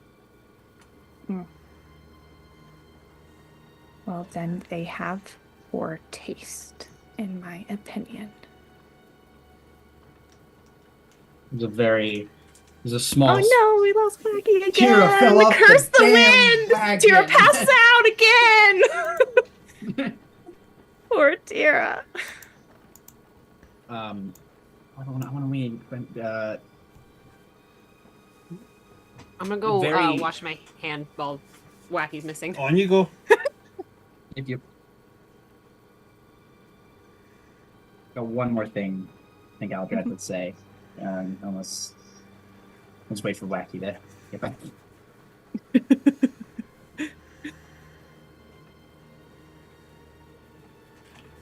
Well, if it's only the one thing, and since I Yeah. think Wacky's going to have a wee bit of issues, what I'll do, I'll take us to our break there, Yeah, that's probably a good point. and we'll see if we can get that sorted there. Okay, guys, we're going to go on our 15-20 minute break. So join us back here either on the hour, 5 minutes past. We'll be going back sometime between there, and you'll get to see what we do with the next shenanigans and how this little scene will end and how the next scene begins. Don't go anywhere, folks. We would love to see you after our break.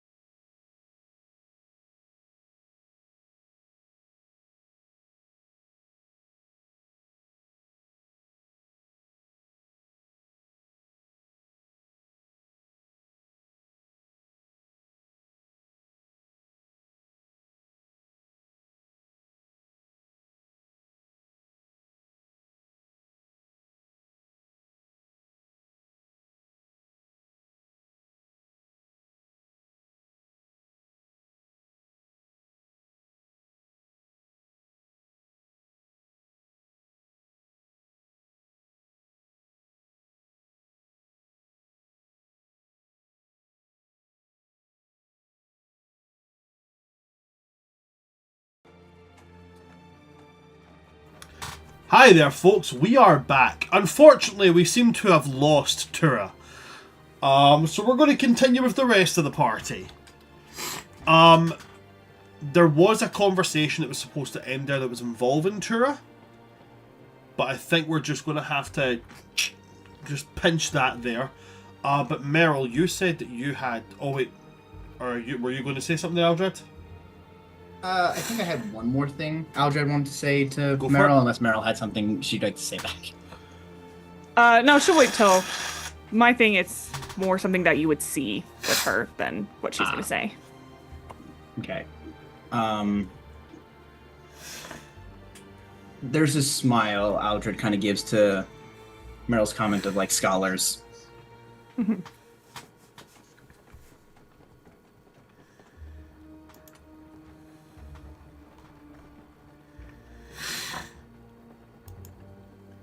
Then I shall need time to collect my thoughts.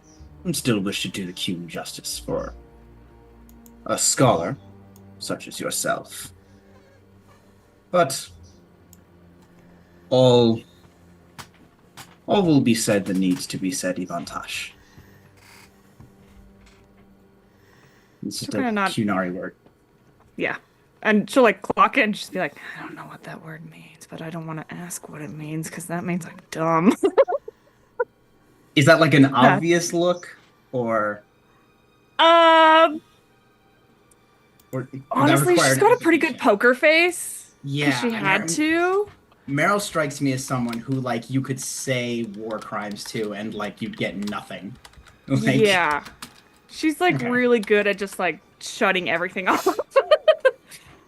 But I think she will finally, like, she's kind of like been looking forward, but she'll like finally kind of like turn her face to look at Aldred and just like be nodding. And I realized I had been thinking, I was like, we've actually been in the rain quite a bit lately in our party, because like when we were at Koosland, it was raining, right? If I remember correctly. So Aldred will, it's very faint, but I mean, through all the travels, Meryl constantly has kind of this like cream or paste that she just constantly is rubbing under her left eye. And while it is very, very faint, Aldred would be able to see just like what looks like something on her skin underneath whatever this cream is that she's been doing that she doesn't realize has washed off enough to be able to see. But she'll just give a little nod and then just kind of go back to disassociating. I think there's a moment where Aldred sees that, and their eyes like are. Aldred's eye contact is weird. It looks good until you start actually reciprocating it, and you realize he's just kind of looking at your forehead most of the time. So I think Meryl might notice that, but you would see his eyes flick down to that. He'd make like a motion under his eye. And then if you look at his eyes, there's this weird... He like says much in a hushed voice that you can barely... Hey! We got our Tira back! Tira, your keeper! Give us a level up! No. No! That's valid. That's valid. That's very valid. I am so sorry.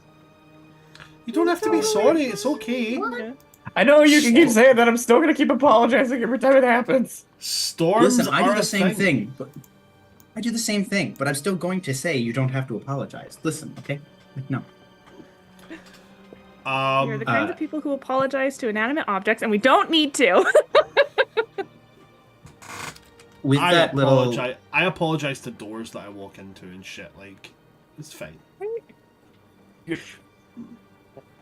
With that little, like, motion, Aldred says in, like, a kind of a hushed voice, so only Meryl can kind of hear. You have much more in common than you think. And there's, like, this weird charge you can now see in his eyes. It almost seems like... God, Jack wish he knew better how Dragon Age's magic system actually worked, so he could better describe this. But it almost looks as if there's another. Yeah, it feels like there's two people watching for a second. Interesting. And honestly, she probably just like would just stare then at Aldrin for like a solid like 2 minutes, just like the wheels in her head just going, trying to figure out what it was that she just saw in his eyes. And you know, she tends to just disassociate when she's really thinking hard, so she probably just again just solid like 2 minutes, not saying anything, just staring and analyzing his face. Yeah, just staring and analyzing, right? just in the same way that Vessa's going to see the horse. Oh my gracious, she's a scholar! She likes to learn things! Anatomy's important. There's too many jokes. There's too many jokes. Like, she's a scholar, yes. She spent many a night bent over tables. Oh my god! Oh my goodness! Ah! Dragon Age, it makes us all unhinged. We love it. Right, we will take our minds out of the gutter now, folks. We've had our Yes. jokes, Okay. Had our har-hars. Now we're gonna jump into some more har-hars and more gutters.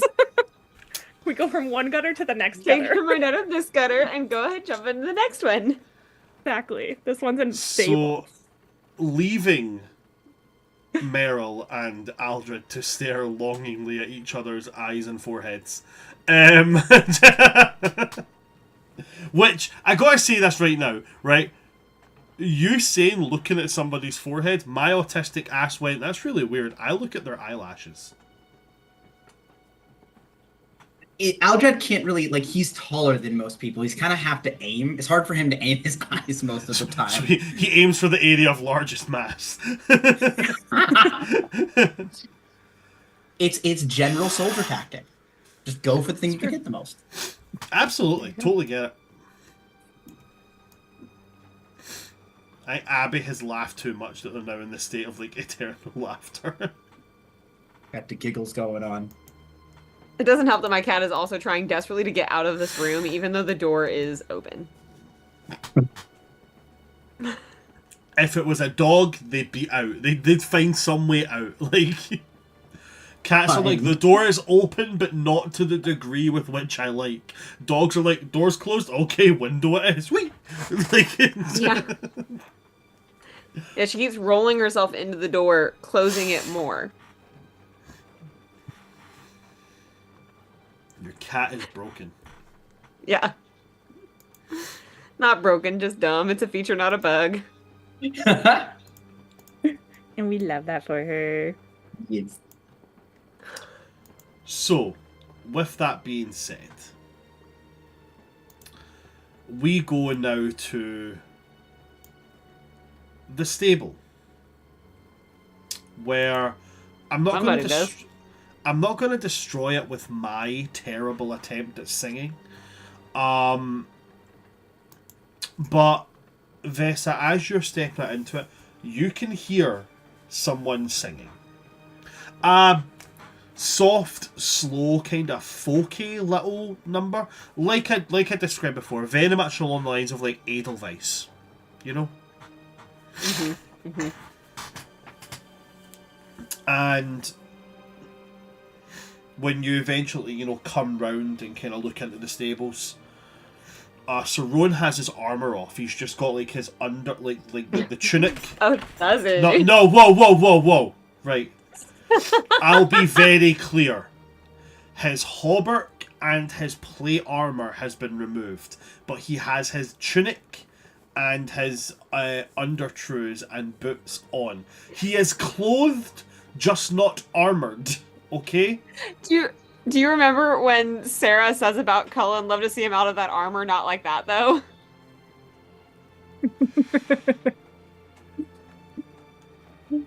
This is what happens when you play Dragon Age with people who are also part of book clubs. Because the Venn diagram of people who read fantasy novels, people who play RPGs, and people who are horny all the time is just a circle. It's just a fucking circle right there.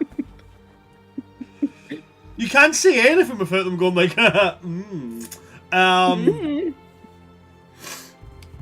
Right, so anyway. A fully clothed Ser Roan is just standing and brushing Sir Cuthbert while singing to him. Vesa finds a spot behind, like, a post or something and just kind of watches for a bit, like, very softly. She's like, oh, that's, like, really cute. What? Wait, who said that? No, so she's having, like, this very, like, conflicted feeling of, like, oh, this is, like, really sweet, but also, like, human, ew, but she just kind of watches softly for a while and listens to him sing, and when he's done singing, she will, or when there's a pause in the singing, not necessarily when he's done, she will approach and give Sir Cuthbert a little nuzzle, and say to Rowan, it's like, she made it out. Yay! Escape artist, Houdini. Every time somebody says it- Houdini, I can't hear Houdini. I hear the Jawas from Star Wars going, Houdini! Funny. Yeah, so she'll say to Ser Roan, it's like, yeah, we sing to our Hala sometimes too.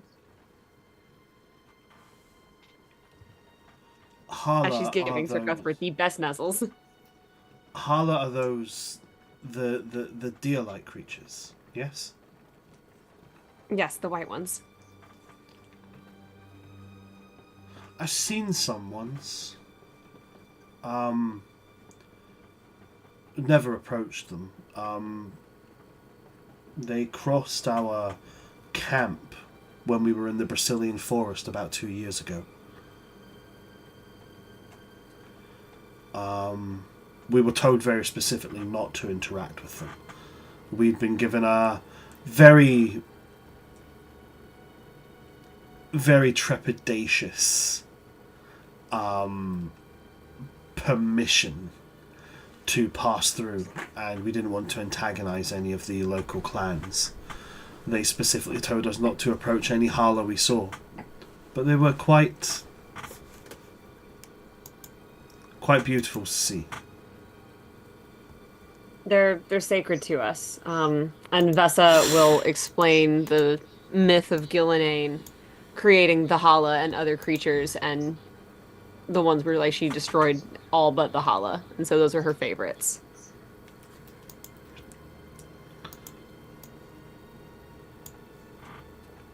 He listens, like entranced. Entranced, you say?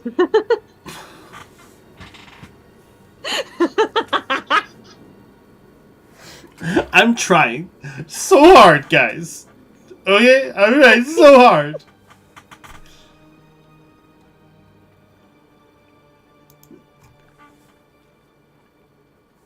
Give me a moment. I want to roll something here, okay?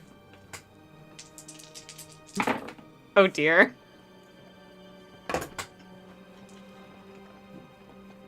Today on Fuck Around and Find Out,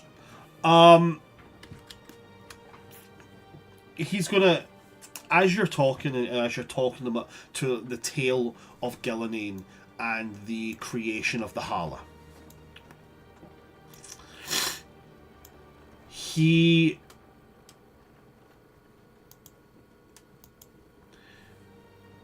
kind of tilts his head a bit, and then he says, Do your gods have a law of predetermination. Everything that will happen has already been written. Everything that should happen will come to its shape no matter what is done to stop it. Don't think so. This is Abby. Okay. It's like, no. No. People make their own choices, and sometimes they're good and sometimes they're bad, and we do our best. So do your people have an understanding of fate or destiny, or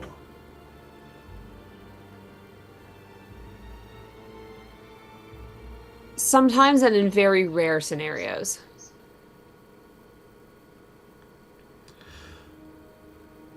we are told that the Maker knows all, and that it is through the Maker that we are led to choices, and that we are led to make the choices that make great things. And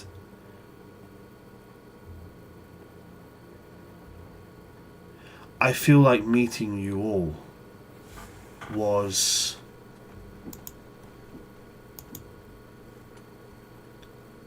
a choice that I never got to make. But it's a choice that I'm not altogether bothered that I didn't get to make it.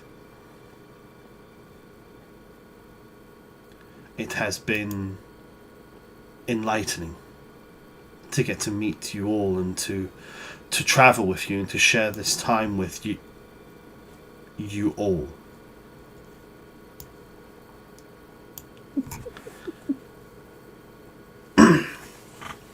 He hesitated. And it kind of on the word you. And it kind of does that thing with it.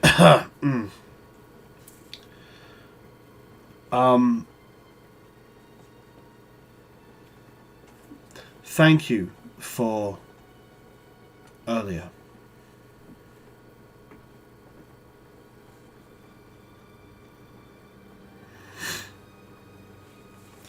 I understand that you're not a fan of my kind. And I know that it can't be easy to you to comfort one. So I thank you for taking that stride. I hope one day I can return the favour. Not that I'm hoping for something bad to happen to you so that I'll have to come. No, that's not what I hope I can return the sentiment of being there if you need me. Not that I think you ever will need a...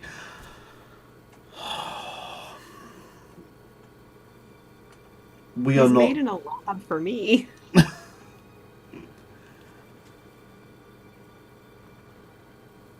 We are not taught how to socially interact.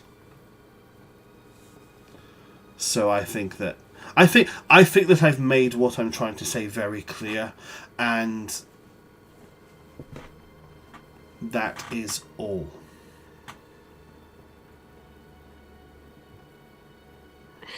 I appreciate the sentiment, and I hope you never have to.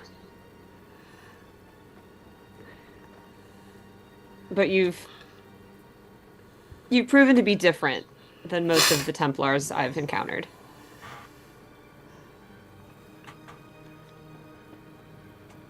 You're not like other Templars.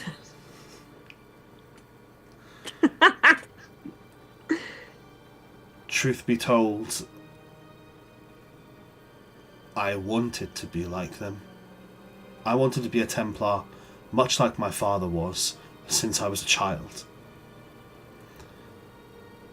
My father always kept me close, kept me as his shadow to learn from him, to always take his lessons and his words as what would shape me.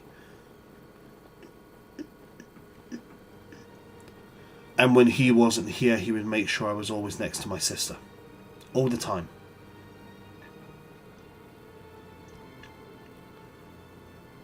It was when I was older I realised it was because my sister was a mage.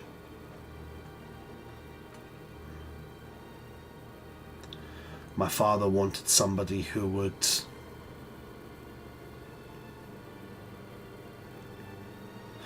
know what to do should the time ever come.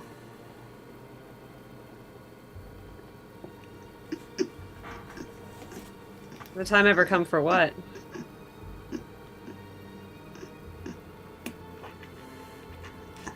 When mages enter the circle, they are trained. They are taught the basics of control, and then they go through something called a harrowing.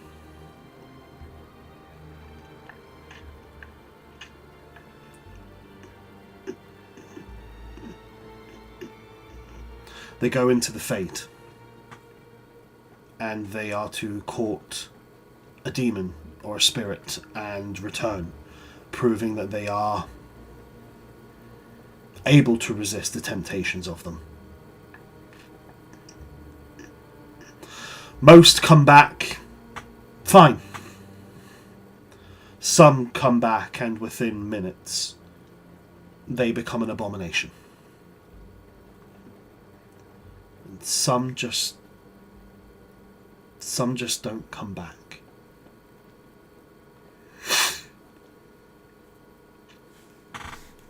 And your sister? My sister just didn't come back.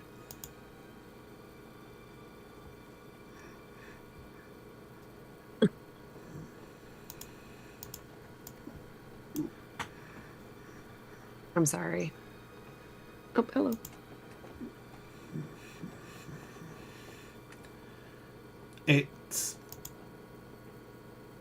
It made me see that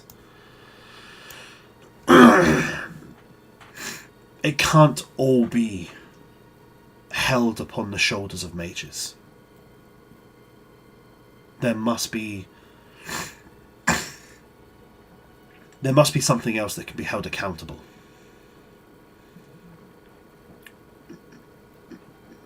That's not to say that I'm so gullible that I think that all mages are redeemable, and that anybody who uses magic is immediately and inherently good. I don't believe that at all.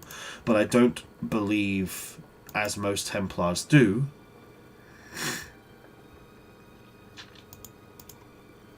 that any and all magic is bad. I also don't believe that any and all magic is good. I believe magic is magic, and it's what you do with it.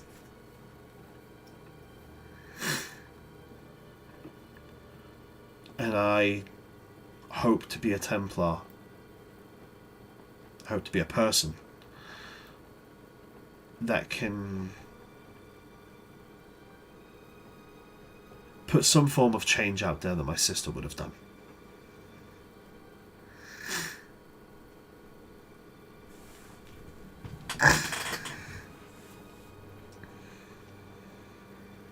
Well, I hope you get your chance to do that. I have a feeling traveling with you all I will.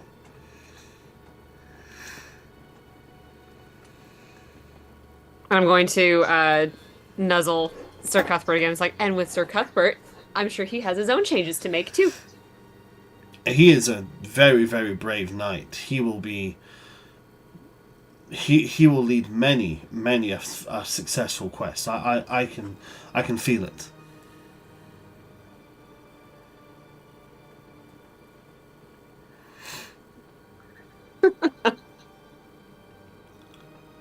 Although any smart knight knows that they should get a full night's rest. So I should probably see to it that he is set to sleep.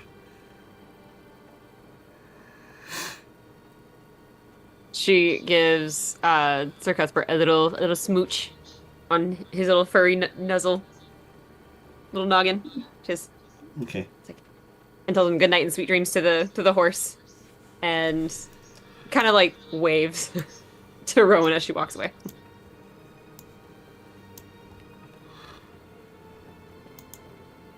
As she walks away, Rowan is just gonna... Good night, Bessa.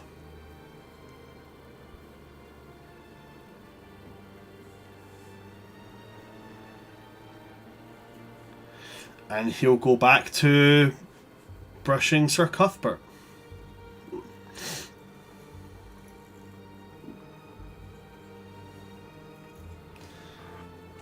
Is there anything that anybody would like to do before they get some sleep? I'm not going to say what I'm thinking. No, say what you're thinking. You can't just say that. Say it. Say it. Maybe Ser Roan, but you know.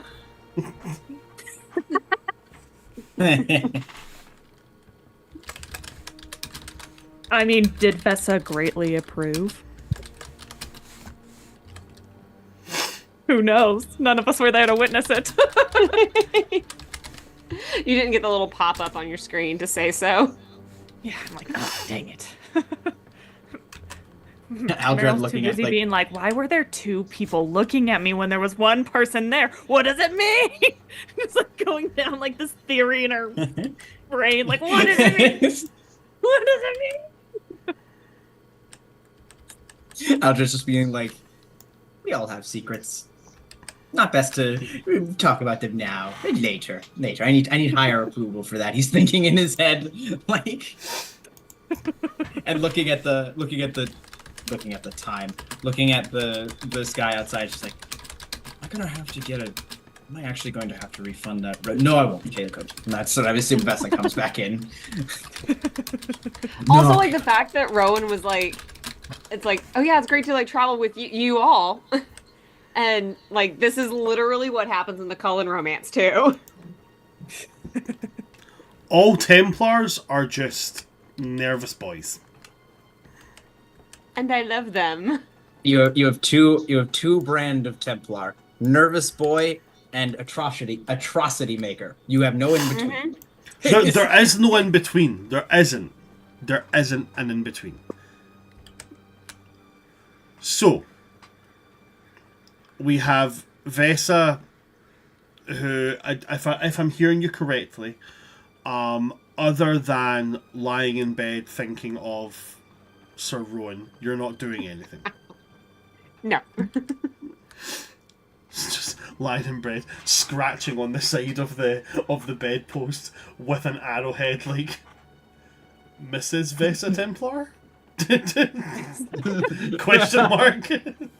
She doesn't know his surname, so she's just putting Templar. What about the rest of you? R plus V and a heart.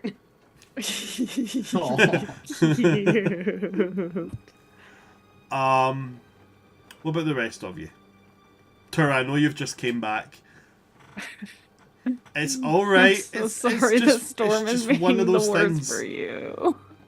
It's just one of those things. Don't fret. I was like, I'll switch to my laptop, forgetting the internet still shuts off. Oh. Listen, if it happens, don't worry about it. Like, just... I'll get you my notes.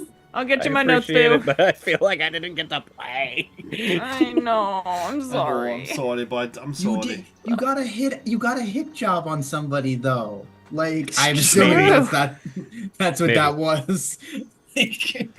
That's 100% what it was. Oh yeah, no, Tura 1000%. Tura that's just what it put a hit out on someone, like, real bad. Enough and for they're a gonna- whole gold, so. They're gonna like- disappear. And Dragon again. Age, that's a lot! I like to think like the way you said that to Aldred, he was just like, yeah, this is to help somebody, and then like writing a name down, he's like, oh, never mind. That is Oh, not wait a to minute.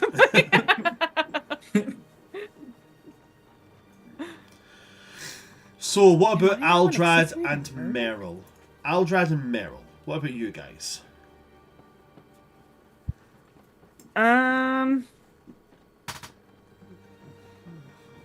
She's just spiraling into her theories of trying to figure out what it means. At some point, she would put more of like the cream under her eyes since Aldred indicated it, and she's like, "Oh crap." But yeah, I don't think there's much else she would do. I don't know. How are we divvying out the rooms? Well, there's 6 of you, and there's 3 Yeah. rooms. So Uh-oh. Forced proximity? Forced There proximity. was only one. There was only one bed. Oh god damn it! There's 2. Fuck. One big We bed. had- One big bed. Big old cuddle puddle!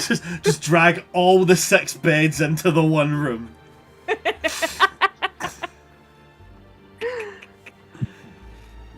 Oh my So god. it's up to you. It's up to you guys how you want to do it. I am saying nothing. Vesa will opt for sleeping in the same room as our elfie friends. Not Lukah, though. I will take Lukah then. I guess I'm with Rowan. And I'll crash with Tira. There we go. There we go. Okay. I was like, I would be happy to go like with Meryl and Lukah, but Vessa's not going in a room alone with Lukah. That's fair. That's fair. Someone is not making out of that room alive, or at the very least, with all of their blood in their body. So in that case, there is something I would like to do. Uh-oh. Okay. One of my favourite things about the Dragon Age TTRPG system is it actually says in the book, unlike D&D, by the way, which is a dick towards the DM, just saying, Dragon Age actually encourages the DM to do things they want to do as well. So I'm going to do something I want to do. Do it. Because it's actually I been love this quite... system. It's actually been quite fun, making you all awkward. So I'm going to do it even more by talking about people while they're right there. Great. I love it. So, Aldred, as you and Ser Roan are getting settled and getting ready to sleep, Roan is going to turn to you. Aldred, would you mind if I were to pick your brain on a particular subject? Well, you're welcome to try. I've wandered a bit, but I'm not known for being cunning.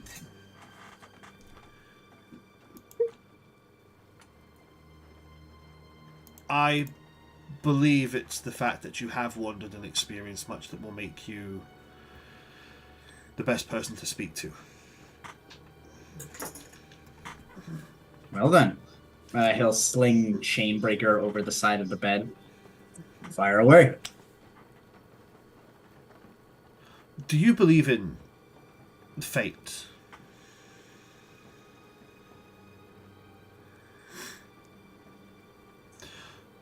To be clear, do you believe that events that happen in your life were predetermined? They were predestined? It was supposed to He's happen? on this fate thing. It's almost like, there's a backstory? Who would have thunk it? Now, Jack is still learning the Qun, and as I have stated, Aldred has a questionable history with the Qun. However, he still grew up in it, so you have to forgive me if my knowledge doesn't seem as up to par. So But- the Qun doesn't say... The Qun Yeah. literally says nothing about fate. About fate, yeah. So, you feel free to wing your shit on this one. Like, I was about to say, there is a way, I think, even if it doesn't say anything specifically, I think there's a way that Aldred would have interpreted it, if that makes sense. okay, by all means, go ahead. The Qun mentions nothing, well, inherently on fate. But the skills one may develop or is born with determines where or what path they find themselves walking down. And that I put some stake, and if you will, faith in. Why do you ask? I set out to begin this journey on my own. And I've been swept up into this journey of yours, and none of it has been remotely daunting. It's like fate, the gods, the maker, whatever you believe in, put me in that path. But now things have come from it, and I don't know how to approach them. I'm not entirely well versed in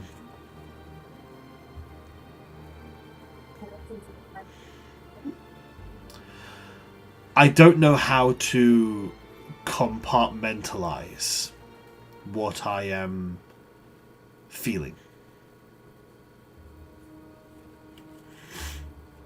And therefore I worry about my actions going forward.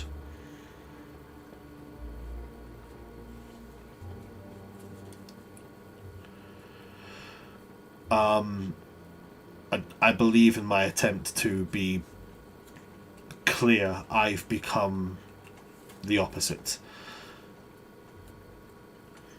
I need to ask, and this is going to sound incredibly childish, but this does not leave the conversation between me and you.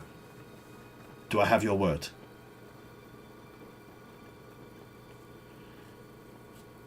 I knew I had a cute phrase for this, but I lost it. So and I think Aldred would say it, and then realize, oh wait, as solemnly as any word I can give.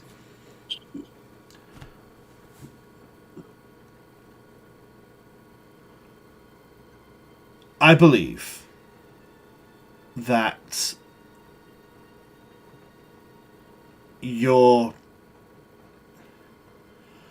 and you can see him, he's contesting with what words to use. Like, his entire education and upbringing has been about knowing the right words to say in every situation. So in this one, he's trying to pick the right words, and you can see he's coming up short every single time before he just...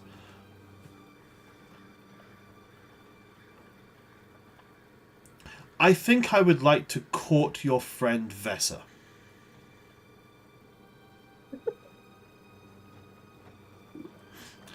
But I'm also aware that she is... And he goes to say the word Dalish before he then corrects himself and says,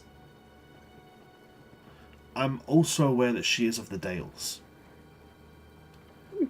And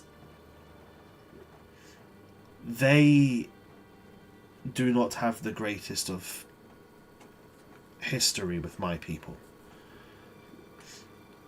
I'm also aware that if anything were to be pursued, it would be incredibly difficult and most likely force her to make a choice that I would not wish to put on her shoulders. But I feel like fate or the maker or gods or whatever it is you wish to put it on, I believe that it is putting me on that path, and we are taught not to resist the hand of the maker, only to walk in its guidance. But to walk in its guidance, I feel, will do exactly the opposite of what I wish to do. So I do not know what to do. It's also ridiculous because I have known her for a grand total sum of 2 days. You damn bad. This is a he's down bad, miss. I'm gonna hide behind the wall of the stables and watch him sing to his horse. Like, I didn't say she wasn't. I just said he was. Y'all are both down in the trenches, okay? Like let's be clear here. They're both in the trenches, in the exact same trenches, with the key to each other's door out of the trenches, but they still can't figure out that that's exactly what has to happen.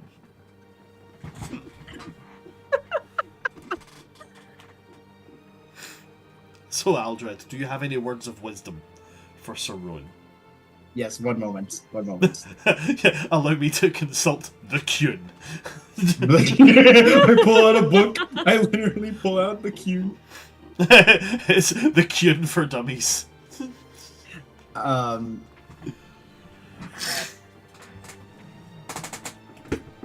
Do you believe this?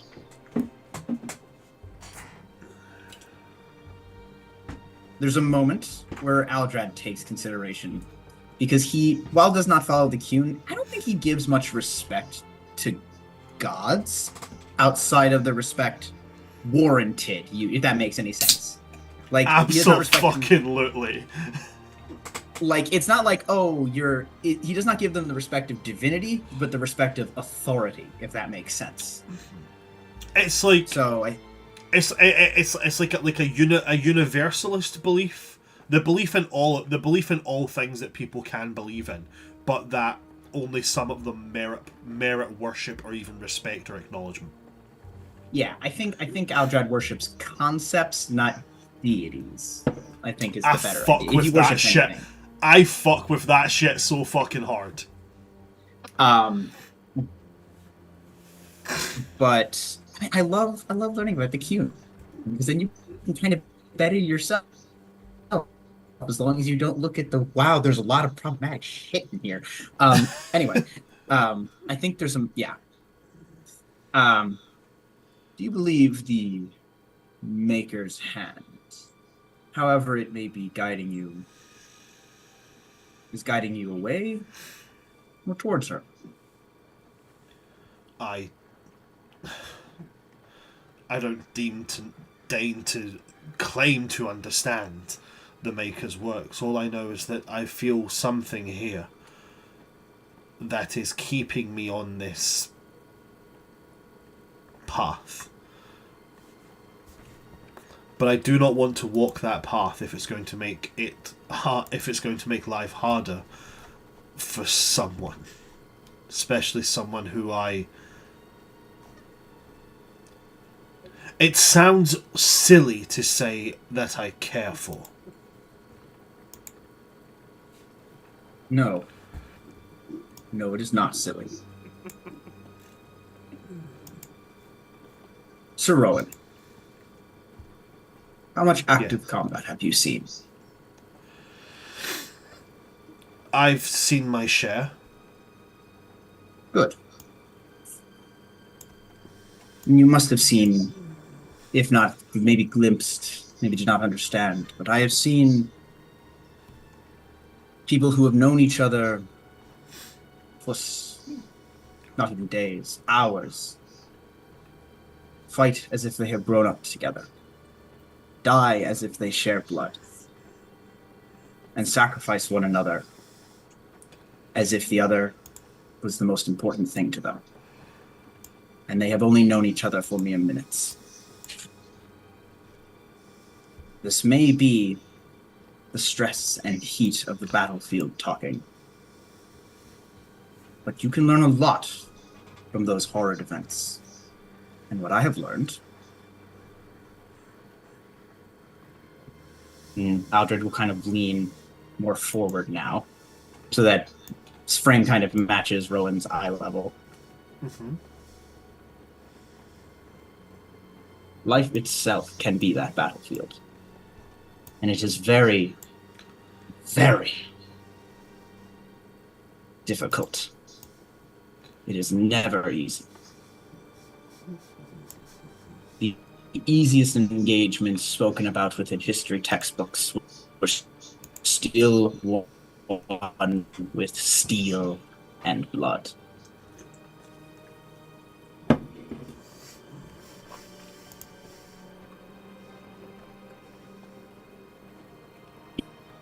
If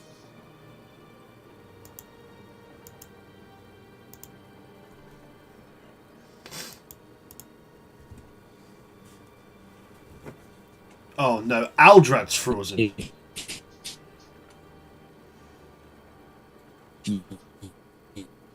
You, whatever faith you may put in the Maker, even if you claim to not know it as well.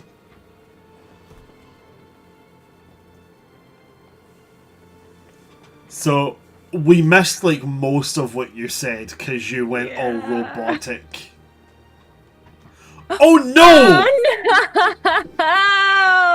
Oh, no! Man, the internet is being mean. it's been really nasty today. I don't have anything. We're just gonna have to sit like this for a bit because I don't have anything set for just 3 screens.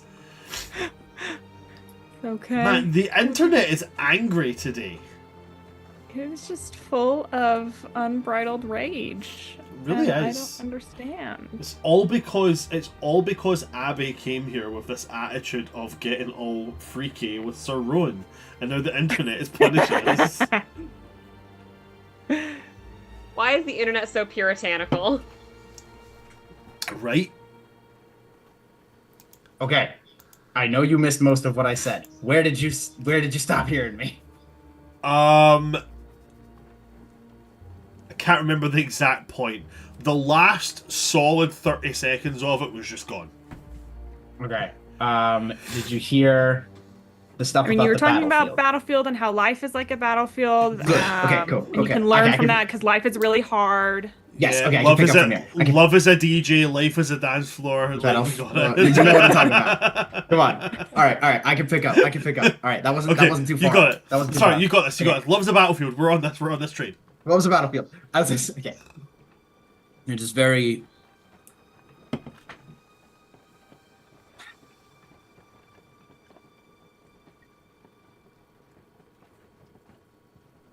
It is almost never easy. Even the simplest and easiest battles in history books was won. I'm picking up from a point, okay? I can't remember that. I'm getting about my mojo. That's fine. Was won with blood and steel.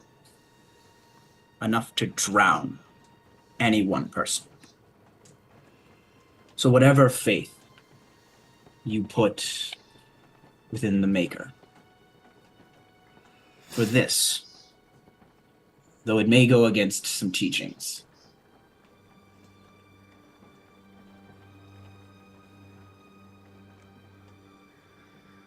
walk the path that you are called to, not where the hand of some force pushes you.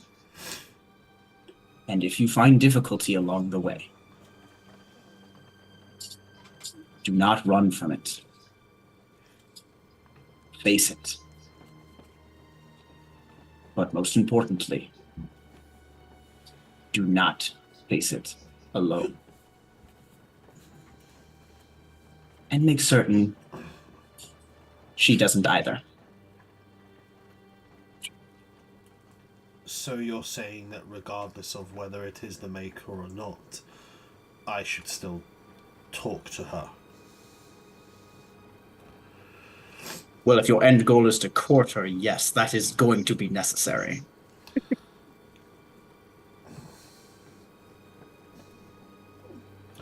I've never done that before. I'm not going to say it's easier than it looks. And that one? Well, she shall be a crucible, a trial by fire, if you will.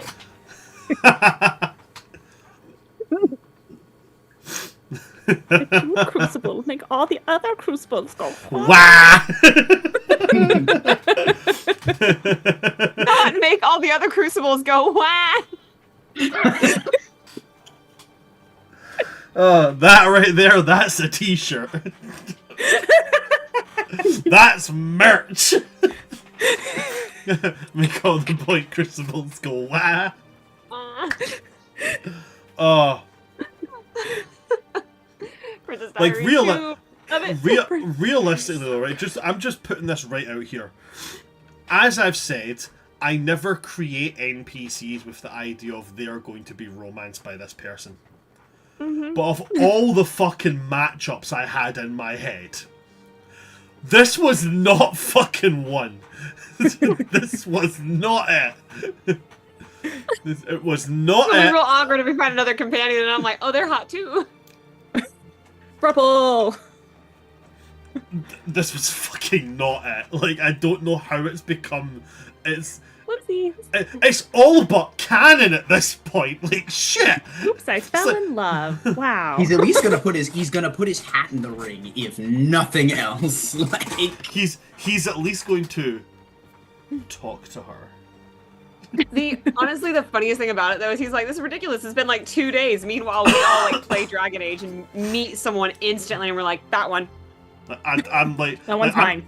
And I will say this in the nicest, most respectful way I possibly can. I'm grafting Morrigan from the get-go. Mm-hmm. Like Morrigan walks on my screen and already I'm like, so we have a kid.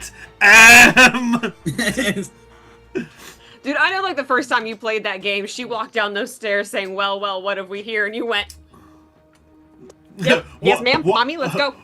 What have we here?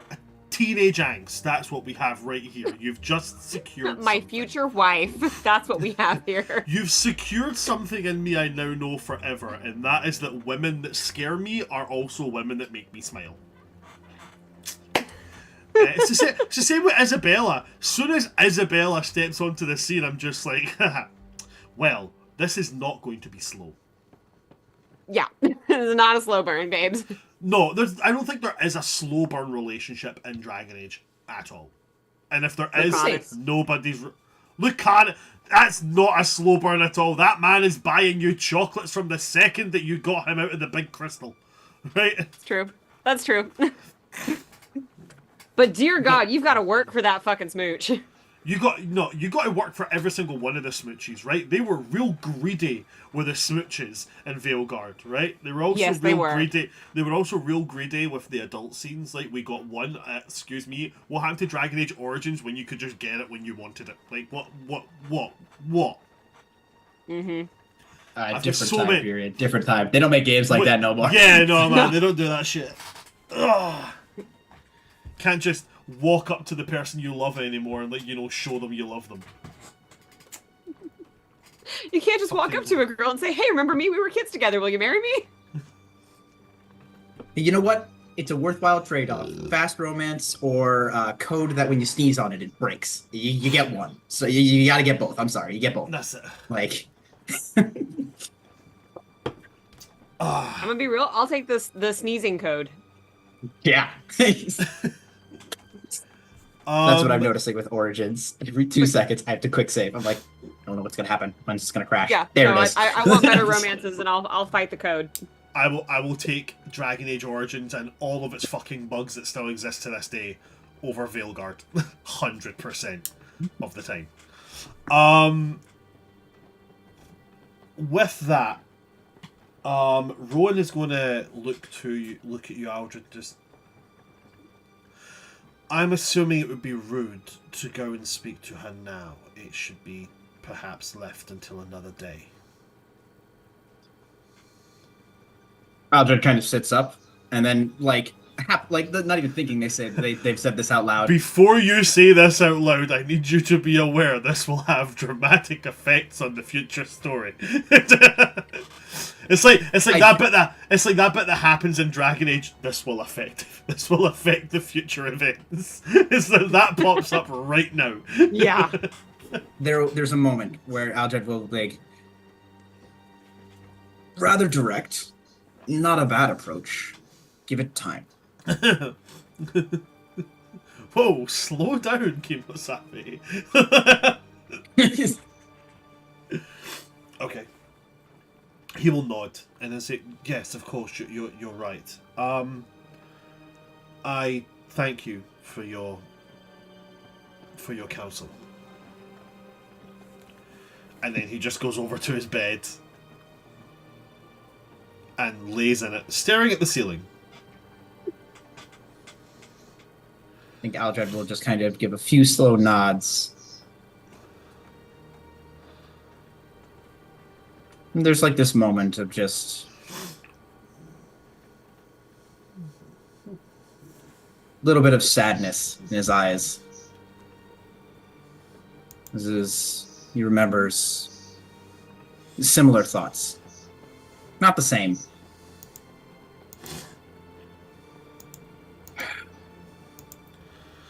He pats Chainbreaker and just rolls over, stare at the ceiling, kind of gripping the back of his head, just to keep his head down.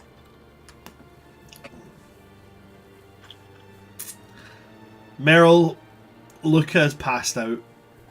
Is there anything that you would like to do? I mean, she just does her usual thing. She's just gonna talk to her mom. Quietly, because she doesn't want to wake up Lukah, but she'll talk to her mom solid 1 to 2 hours. Everybody's got such sad shit going on right now. She does this every night! Say, oh yeah. Sad. Maybe she's Yeah. having a nice conversation with her mom. I really like someone and I don't know how to talk to them, and then the other side of it, it's like, oh my god, I missed that person I liked, and I was like, hey, dead mom, like, fucking. You don't know if she's dead or not.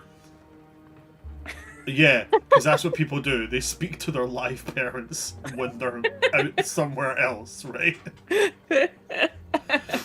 I'm doing it right now. Look, hi mom, how you doing? You all good? Cool. Speaking to a bedpost, like. I mean, if there's texting available. Meryl pulls out a straight up like just iPhone, like just like jeez. I think Meryl's a BlackBerry girl, to be honest. Probably. But Meryl has a Probably like one of those old flip phones that like. Yeah. But it's like the like old like Cricket ones that had like really big letters. Would definitely have one of those.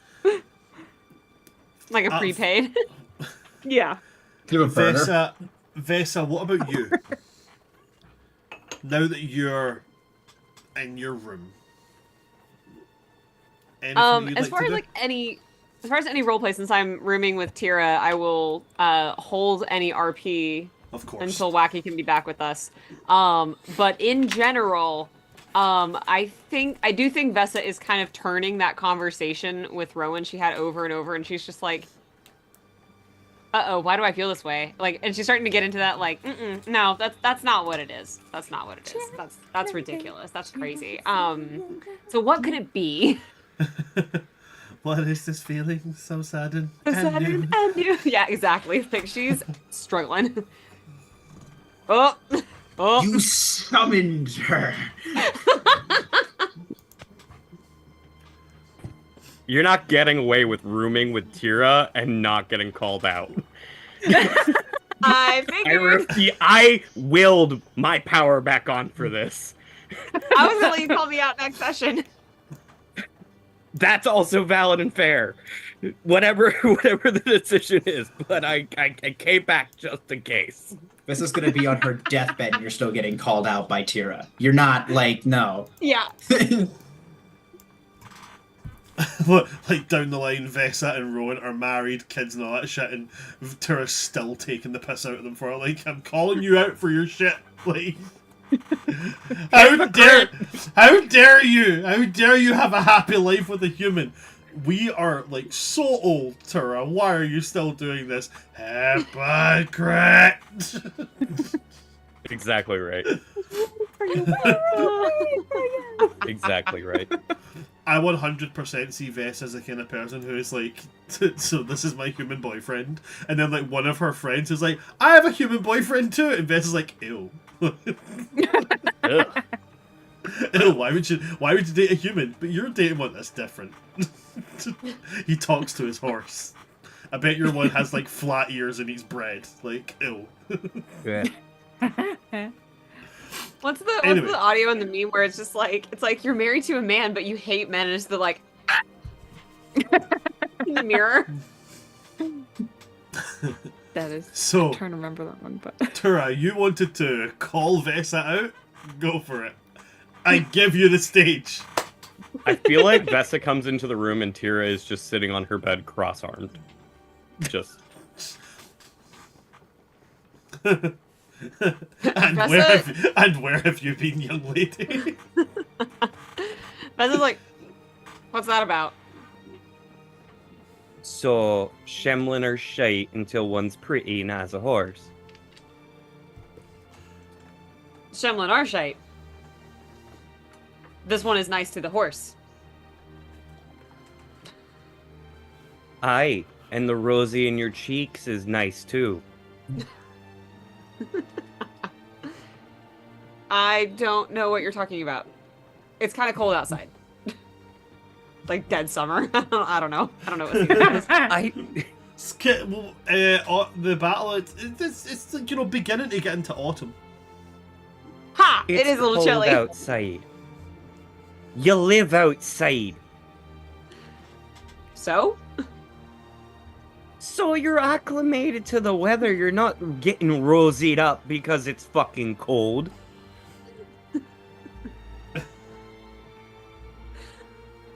Your ears are pink. Ears are an extremity. I've got pink undertones. What do you want? You don't though.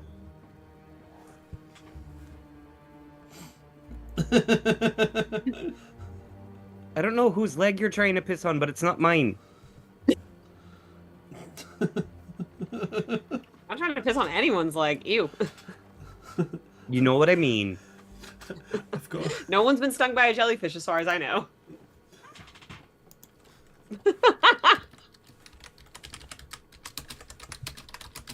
PSA, Fine then. don't pee Keep your on jellyfish secrets. stings. You're not supposed to.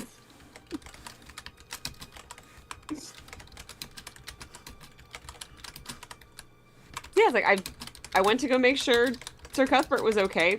Ser Roan just happened to be there. And then you took this long getting back because you didn't enjoy your conversation with the Shemlin. That you've been literally eyeing up and down accidentally for 2 days. I've been surveying the area. Like no. Yes, yes.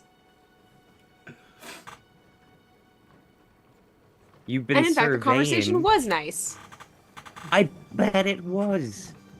My whole point is that I know a fiery one that has been telling everybody that Shemlin are shite, and then the first pretty one walks up, is nice to his horse, sings quietly, and you're like, well, maybe not all Shemlin, and tuck your hair behind your ears. You harlot, tucking your hair behind your ears like a common strumpet. Just in their hoe face. I'm not, to clarify, I'm not mad or disappointed. I'm just pointing out you were the one leading that train of the Shemlin or shite. I am still leading that train, even if this one turns out to be, like, actually different.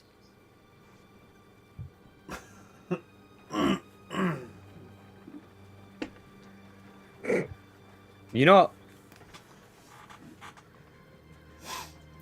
it's, you know what, never mind. And she just, like, turns around abruptly.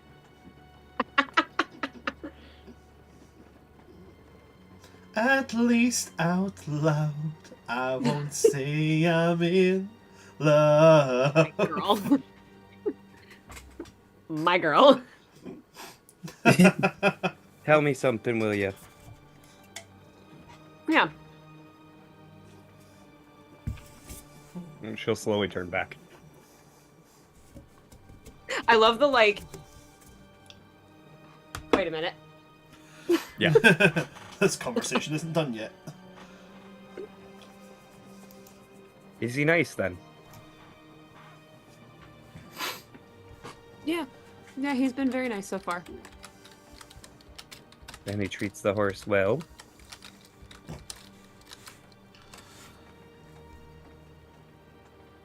He treats the horse well, and And says makes you that- pink in the face.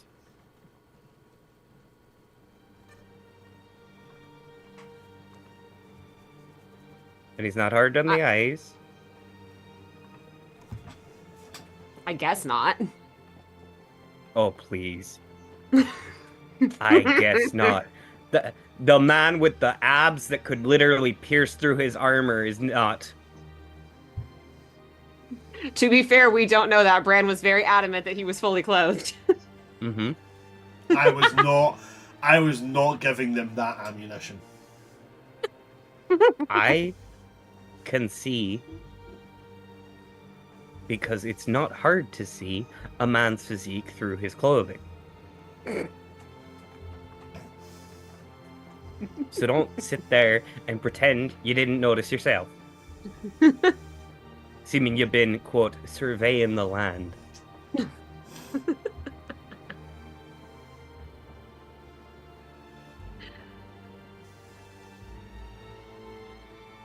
Like, okay, he looks nice. Okay. I can't really give you shite, I understand.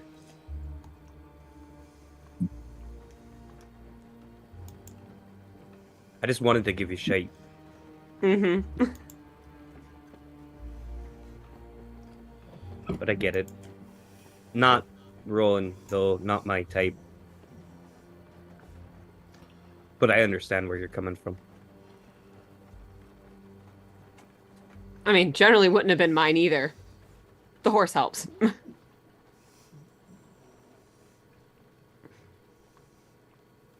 the horse helps. Alright, I won't bug you anymore. You can go to bed.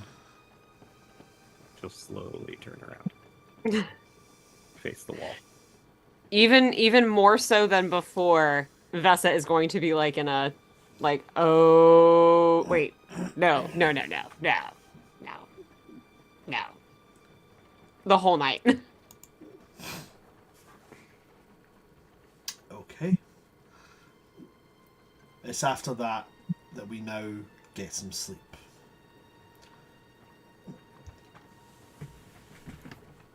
The morning that comes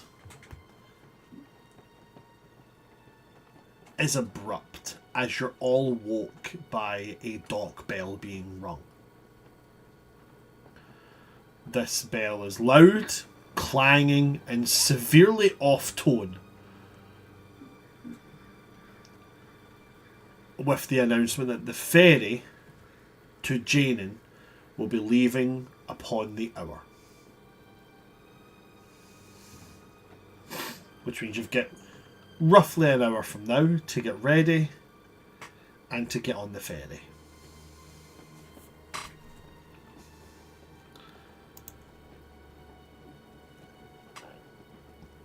Is there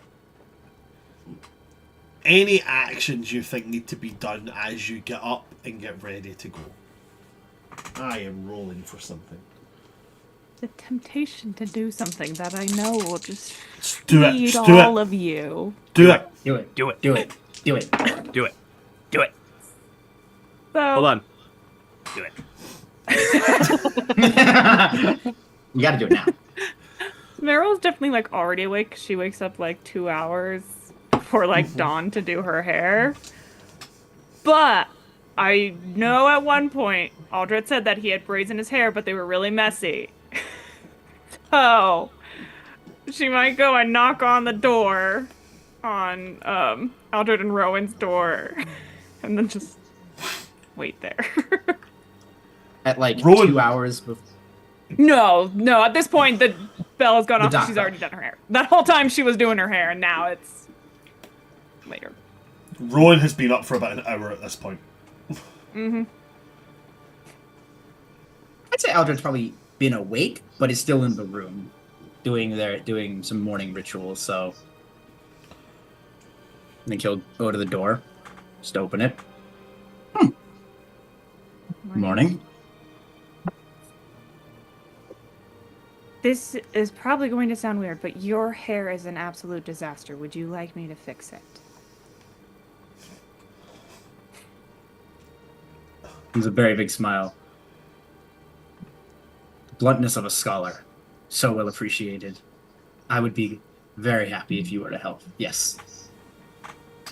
Okay. she'll spend some time just combing, and she's like very, very gentle with it. Like she'll like pinch the hair from like the root to make sure she's not like pulling on anything. That she'll give him some very nice masculine looking braids. All braids are masculine because they're a hairstyle and therefore have no gender. That's so Hoorah. fair. That's so fair. Fucking wear those braids. Braids are the best. I Braids love are fucking awesome. Right. Wish I could do them. I don't have the hair for it. I don't know how to. I can Just takes teach practice. Braiding crash course. Aw. Literally, that's what Aldred is. Not maybe a getting, but like something close to it. All I will say, you're noticing with Aldred's hair, is very coarse. Like it's brushed enough to keep it out of his face most of the time. Mm-hmm. Like it's long, and you can tell he's uncertain if he likes it long or if it's simply getting a haircut is not worth it right now. Like it's a healthy enough length, but it's also like a lot of it's like that looks like you did it yourself. And there's a lot of moments where if you're really getting in close to like the ends of it, you can tell he's cut this several times with a sword when it got too long. This man's just pulling a Mulan every 4 weeks, just like, there we go, done. Mm-hmm. We love it. At least the haircuts are on time. Yep. Okay. There you go. So, while Meryl is doing Aldred's hair, what about the rest of our party? Lukah is going to wake up, kind of wander out a little bit, see Meryl doing Aldred's hair, and just kind of... Okay. You want me to do your hair next? Would that be okay? Mm-hmm. Okay. Come sit, and she'll like tap like on the side of the bed where she's sitting while she's still doing Aldred's hair, and just... He will start pulling out the messed up braids that he's got, because he's got like those really, really tight Celtic braids. You know, the ones that like really tight into your scalp. So he's got three of them, 2 here and 1 in the middle. And they're really, really tightly woven. And even when they're tightly woven, they go down to about his lower back. So when he takes them all out, so every single braid is taken out, and he shakes his head side to, he's got really thick, like type 3C hair. Which was incredibly common among Celtic people, actually. So real thick, wiry hair, which is down to like the back of his thighs. Like it's really, really long, and he just kind of looks at you with this little teenage face of like, help. And like she's still braiding, but she's like, "Do you want the same kinds of braids, or would you like different ones?" I like those kinds of braids. If you can do that, I can definitely do that for you. thank you. Should probably get like some water so that she can like water down the hair to make it easier to brush, so it's not quite so painful. But she'll do all the braiding this morning. Okay. Tura, Vesa. How does the day start in your room? I think Vesa is avoiding any of Tira's gaze towards her at all. Like, if at any point Tira's like, Vesa's like, I think, much to Vessa's relief, Tira gets up, gets ready, and just goes downstairs in the morning. Definitely to her relief. She's like, oh, thank God. Yeah. In a very not Tira fashion, Tira's like, getting ready, get me the fuck out of here. I'm good.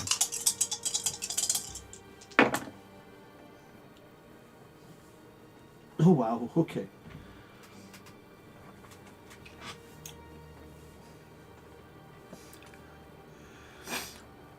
Tura, you said you were heading downstairs to get food. Coffee, but yeah. Okay, food and coffee. Okay. As you go downstairs, you are going She's to very notice French. something. So French. So are Legion. As you go downstairs, there's something that you're going to notice.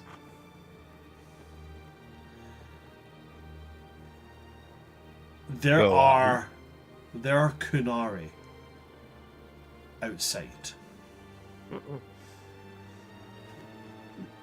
The Kunari are having a heated argument with the captain of the ferry. They're holding out a sizable bag of gold and gesturing behind them to it looks like a kunari, but its horns are no longer there. It's chained at the wrists and at the ankles. There's no chain running between them, just chained at the wrists and the ankles. And there's like a gold plate over its eyes, with just very, very thin slits, and a large wrapped scarf around its mouth. And they keep gesturing back towards it while having this conversation, but you're too far away, you can't hear the conversation. Eventually, the ferry master is going to tuck the bag of gold and then gesture onto the ferry for them.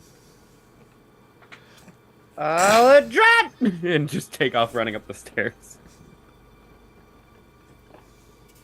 Oh boy. Aldred! I don't know if the braids are done, but Aldred will like not move, but like eyes. If the braids are, wouldn't the braids be done? They're done. Oh yeah, she's moved on to Lukah at this point. Aldred like stands, and there's again that like inhuman speed. He's already at the door. Kunari. Oh, that's never a good sign. About what? Two of them, and then there's one that's hornless with a big golden mask and a scarf and shackles, and they're getting on the ferry. No need to roll on this one. You know exactly what this is. As soon as he says no horns and shackles, you know that what is being transported here is a Sarabas. Sarabas is a Kunlat word which just means dangerous thing. And it's what the Kunari call mages. They are dangerous things. It's a little bit... If you think the circle is bad, the Kunari are 10 times worse. Sarabas mages are they are never trained. They are never taught how to manage their power. What this does often show is that if you come across a Sarabas, whatever magic they're going to hit you with is going to be way, way, way more powerful than a trained mage. But they do not have the control and the discipline that other mages have. Because of this, they are kept in magic collars and manacles, which are controlled by a control rod. This control rod acts essentially like a magic shock collar between the holder, otherwise known as the Arvarad, and the Sarabas. Oftentimes Sarabas can be quite unruly, and therefore the bolting of a golden plate to limit their vision, or sometimes just straight up cutting out their tongue or stitching their mouth shut, is employed.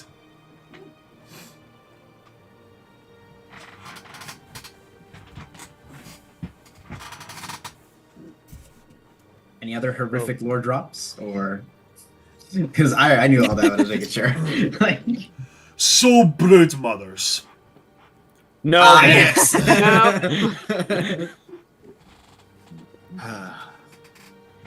So, Is it a good thing, a bad thing? Are we good?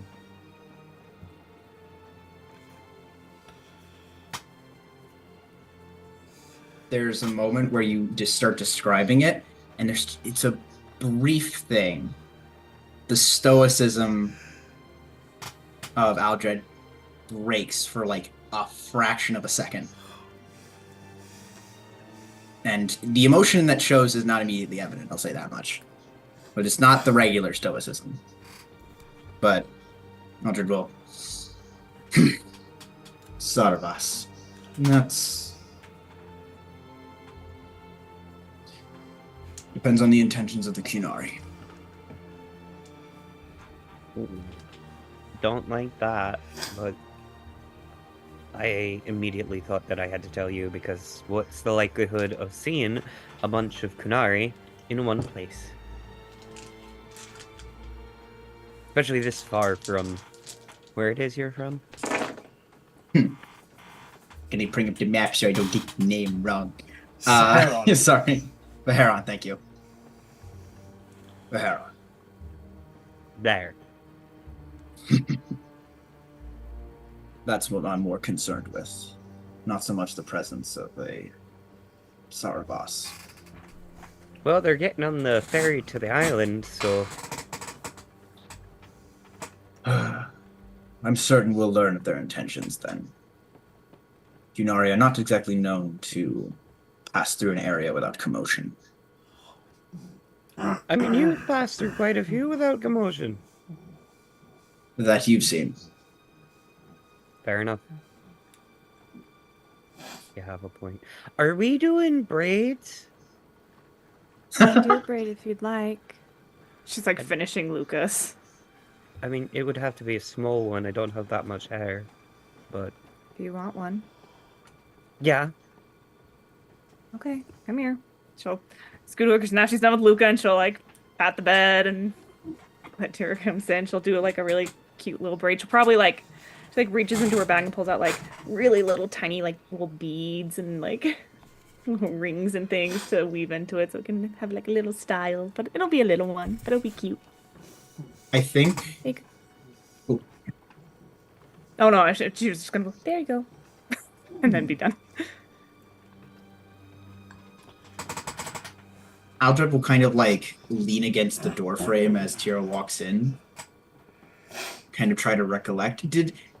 Was there ever talk of anything of interest to the Kunari this far south? Question mark. Not to someone in your position. Yeah, I wouldn't think so. So, But worth a specifically, if there was something that the Kunari wanted that was not within easy reach, it would be the Ben Hasrath that would be sent for it. Yeah, that's my thought. Okay.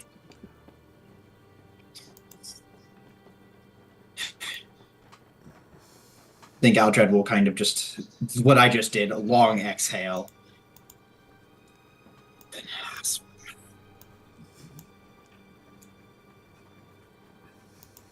Are you okay?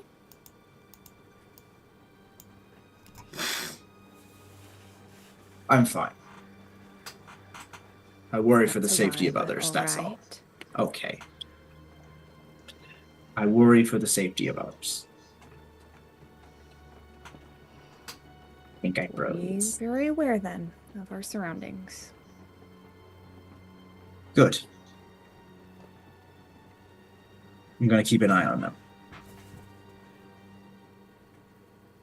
I'm not outwardly distrusting of my own people. But the Ben Hasrat move in interesting ways.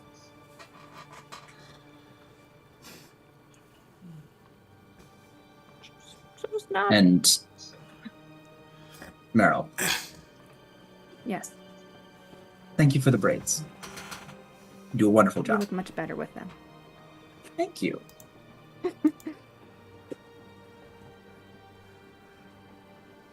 I think Aldred will sling Chainbreaker. Chain, right? No. Chainbreaker, yes. I'm never getting this sword's name wrong. It's so fucking cool. Sling it over and tighten it a little more. on himself.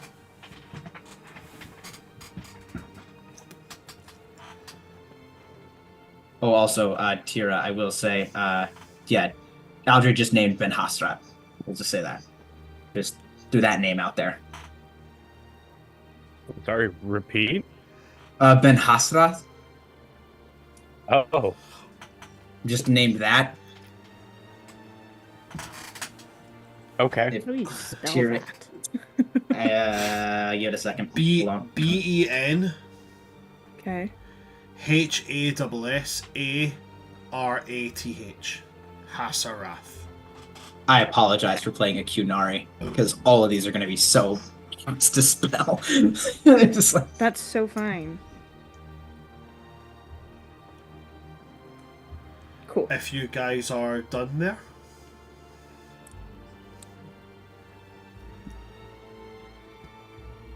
Okay. Then with that being everybody kind of wrapped on that part, I believe now's a good wee place to wrap up. So we're going to do that. But I'm going to give you an end credit scene here, just because I feel like it deserves one. End credit scene. as far away from the Qunari, please. Not them. No, no, no, no, no. There's a knock at Vessa's door.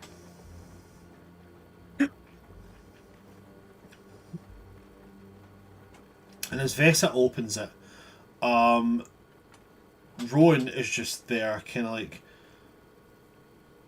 I don't know a lot about your ways and your practices, but I will learn them.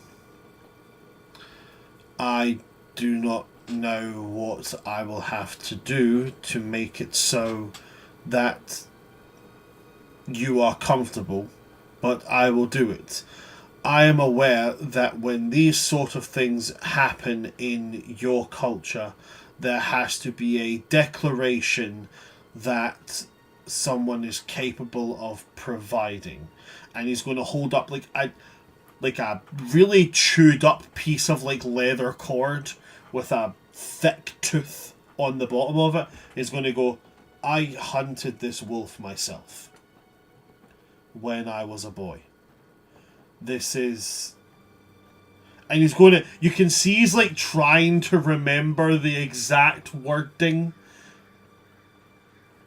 This is evidence that I am a hunter. And he doesn't wait for an answer. He just puts it at your feet, nods, and then turns and walks away.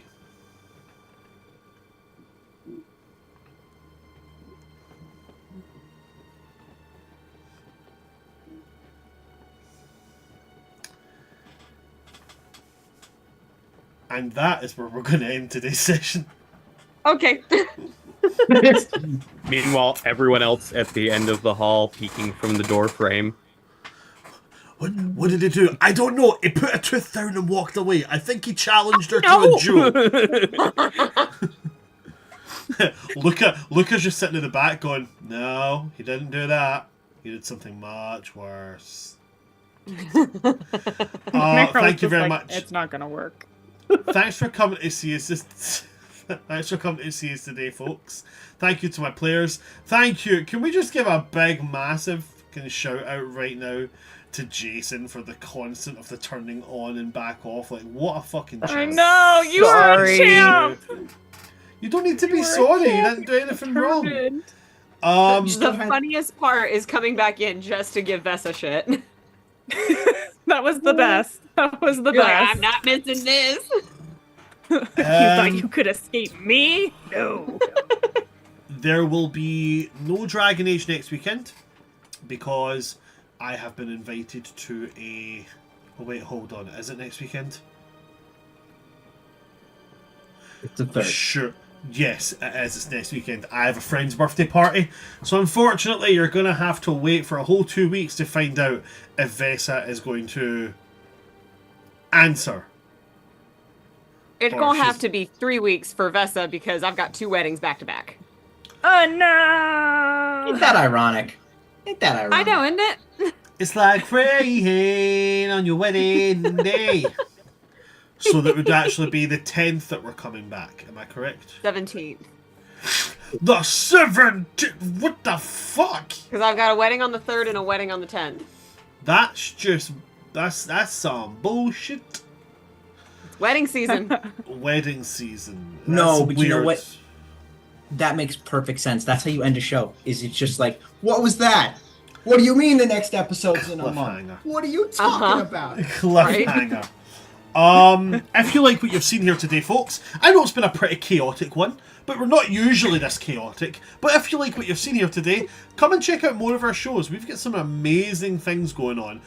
Our pirates just killed Vlaakith, which is cool as fuck. Our world origin story is kicking up into the skies. We just rescued a whole bunch of people. We did! We saved the day. Did indeed. And fathoms below, we're currently fighting an underwater primordial being. That sounds like Fathoms Below. And in Dragon Age, we are pretending that we're here to help the fifth Blight, but really we're just here to set up a Dalish and a Templar. This has turned into. This entire session was just a dating sim. That's all it Dragon was. Age, a dating sim disguised as a fantasy RPG. Fucking absolutely. That's what we've got here, and we've got more games lined up for whenever space opens up. So there's going to eventually be something for everybody here on the World Tree. So you should go check out all of our social medias at World Tree Quests. We're fucking everywhere. The Crit Awards, their nominations run out in 3 days. Not only would I love for you to nominate any of the players in any of my games, but we here at World Tree Quest would really appreciate any nominations in the indie game category for our Dragon Age campaign. This game deserves... And I say this in almost a selfish way. I'm not saying it for this particular campaign. I'm saying it for the game itself. It does not get enough credit. It is a phenomenal game. It should be known about. It is my favorite system, period. So It's a great system. It's not often you get a system which encourages the person running the game to also play in the game. It's very fun. It's really fun. And it doesn't mean playing as in make a character and play in it. It means like if you want an NPC to do something, take control of them, pilot them, do it, run that. And I know people are going to say, oh, you can do that with D&D, but it doesn't explicitly tell you, if you want to fucking do this, just do it. And that's the difference, is that it facilitates for the games masters as well. So please do consider Dragon Age Secrets for any of your independent game votes that are going out. We would love to have them. Other than that, I just do D&D stuff and TTRPG stuff on TikTok at Son of Asgard. Right now I'm really on this thing about making dice with my own blood. If anybody makes dice, please get in contact. I will send you my blood.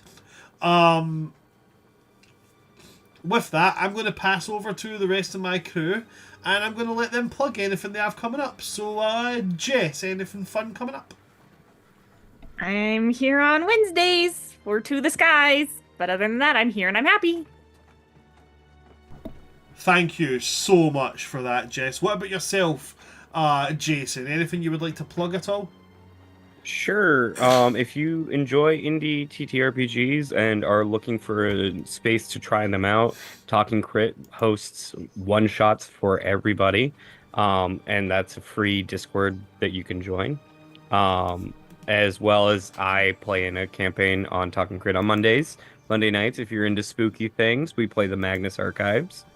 And then I'm here on Saturdays. And that's it. Fantastic. Thank you very much for that one there. Jason, moving on very, very swiftly, we're going to Jack. Anything you'd like to plug at all? Well, I'm still writing that book. Slow process. I have all the outline. I know where things happen. Now I gotta write it. And shockingly a lot harder. But to help me, and also, I don't know, just because I want to, I'm going to see if I can actually get just kind of streaming in like a chill sense of just having a place where I write live and enjoy and invite people to just come in there and be like kind of like a remote, I forget what the word here is, like a writer's circle. You just kind of all come right in one area and then throw stuff ideas into the chat. It'll be on my Twitch channel, which I think is not Jacklish, it's Jack Lish. So it's Jacklish, except instead of an S, it's a Z because I couldn't get Jacklish. Okay. Fantastic. Thank you very much for that, Jack. And last and most certainly not least, Abby. Anything you would like to plug at all? Sure. If anyone wants to follow any of the cosplays that I just bought a ton of fabric at Joann's for, they can follow me at WittyXWitch on either TikTok or Instagram. They will eventually be on both of those. And if you like the Dragon Age system, there is a podcast called Star Ravens where I run a mini campaign, and they just launched season 2 of their D&D campaign. There you go, guys. More Dragon Age to suit your needs. What more could you want? If that's it for my players, that's everything from me, so that's everything from us. Thanks for coming to see us today, folks. I've been your games keeper and your game master for today. Your DM of Doom, Son of Asgard, or World Tree Quest here on Twitch and YouTube. And with me today, we have had Stories from the Roses. We've had TTV Wacky Man. We've had WittyXWitch. And we've had Jacklish. From all of us here at World Tree Quests, good night, stay safe. Everybody remember to tell your Shemlins to make sure their Golden Retriever Templars have to only be explicitly delivered to the Dalish for science reasons. And also don't pull a finny. Good night, folks. Good night.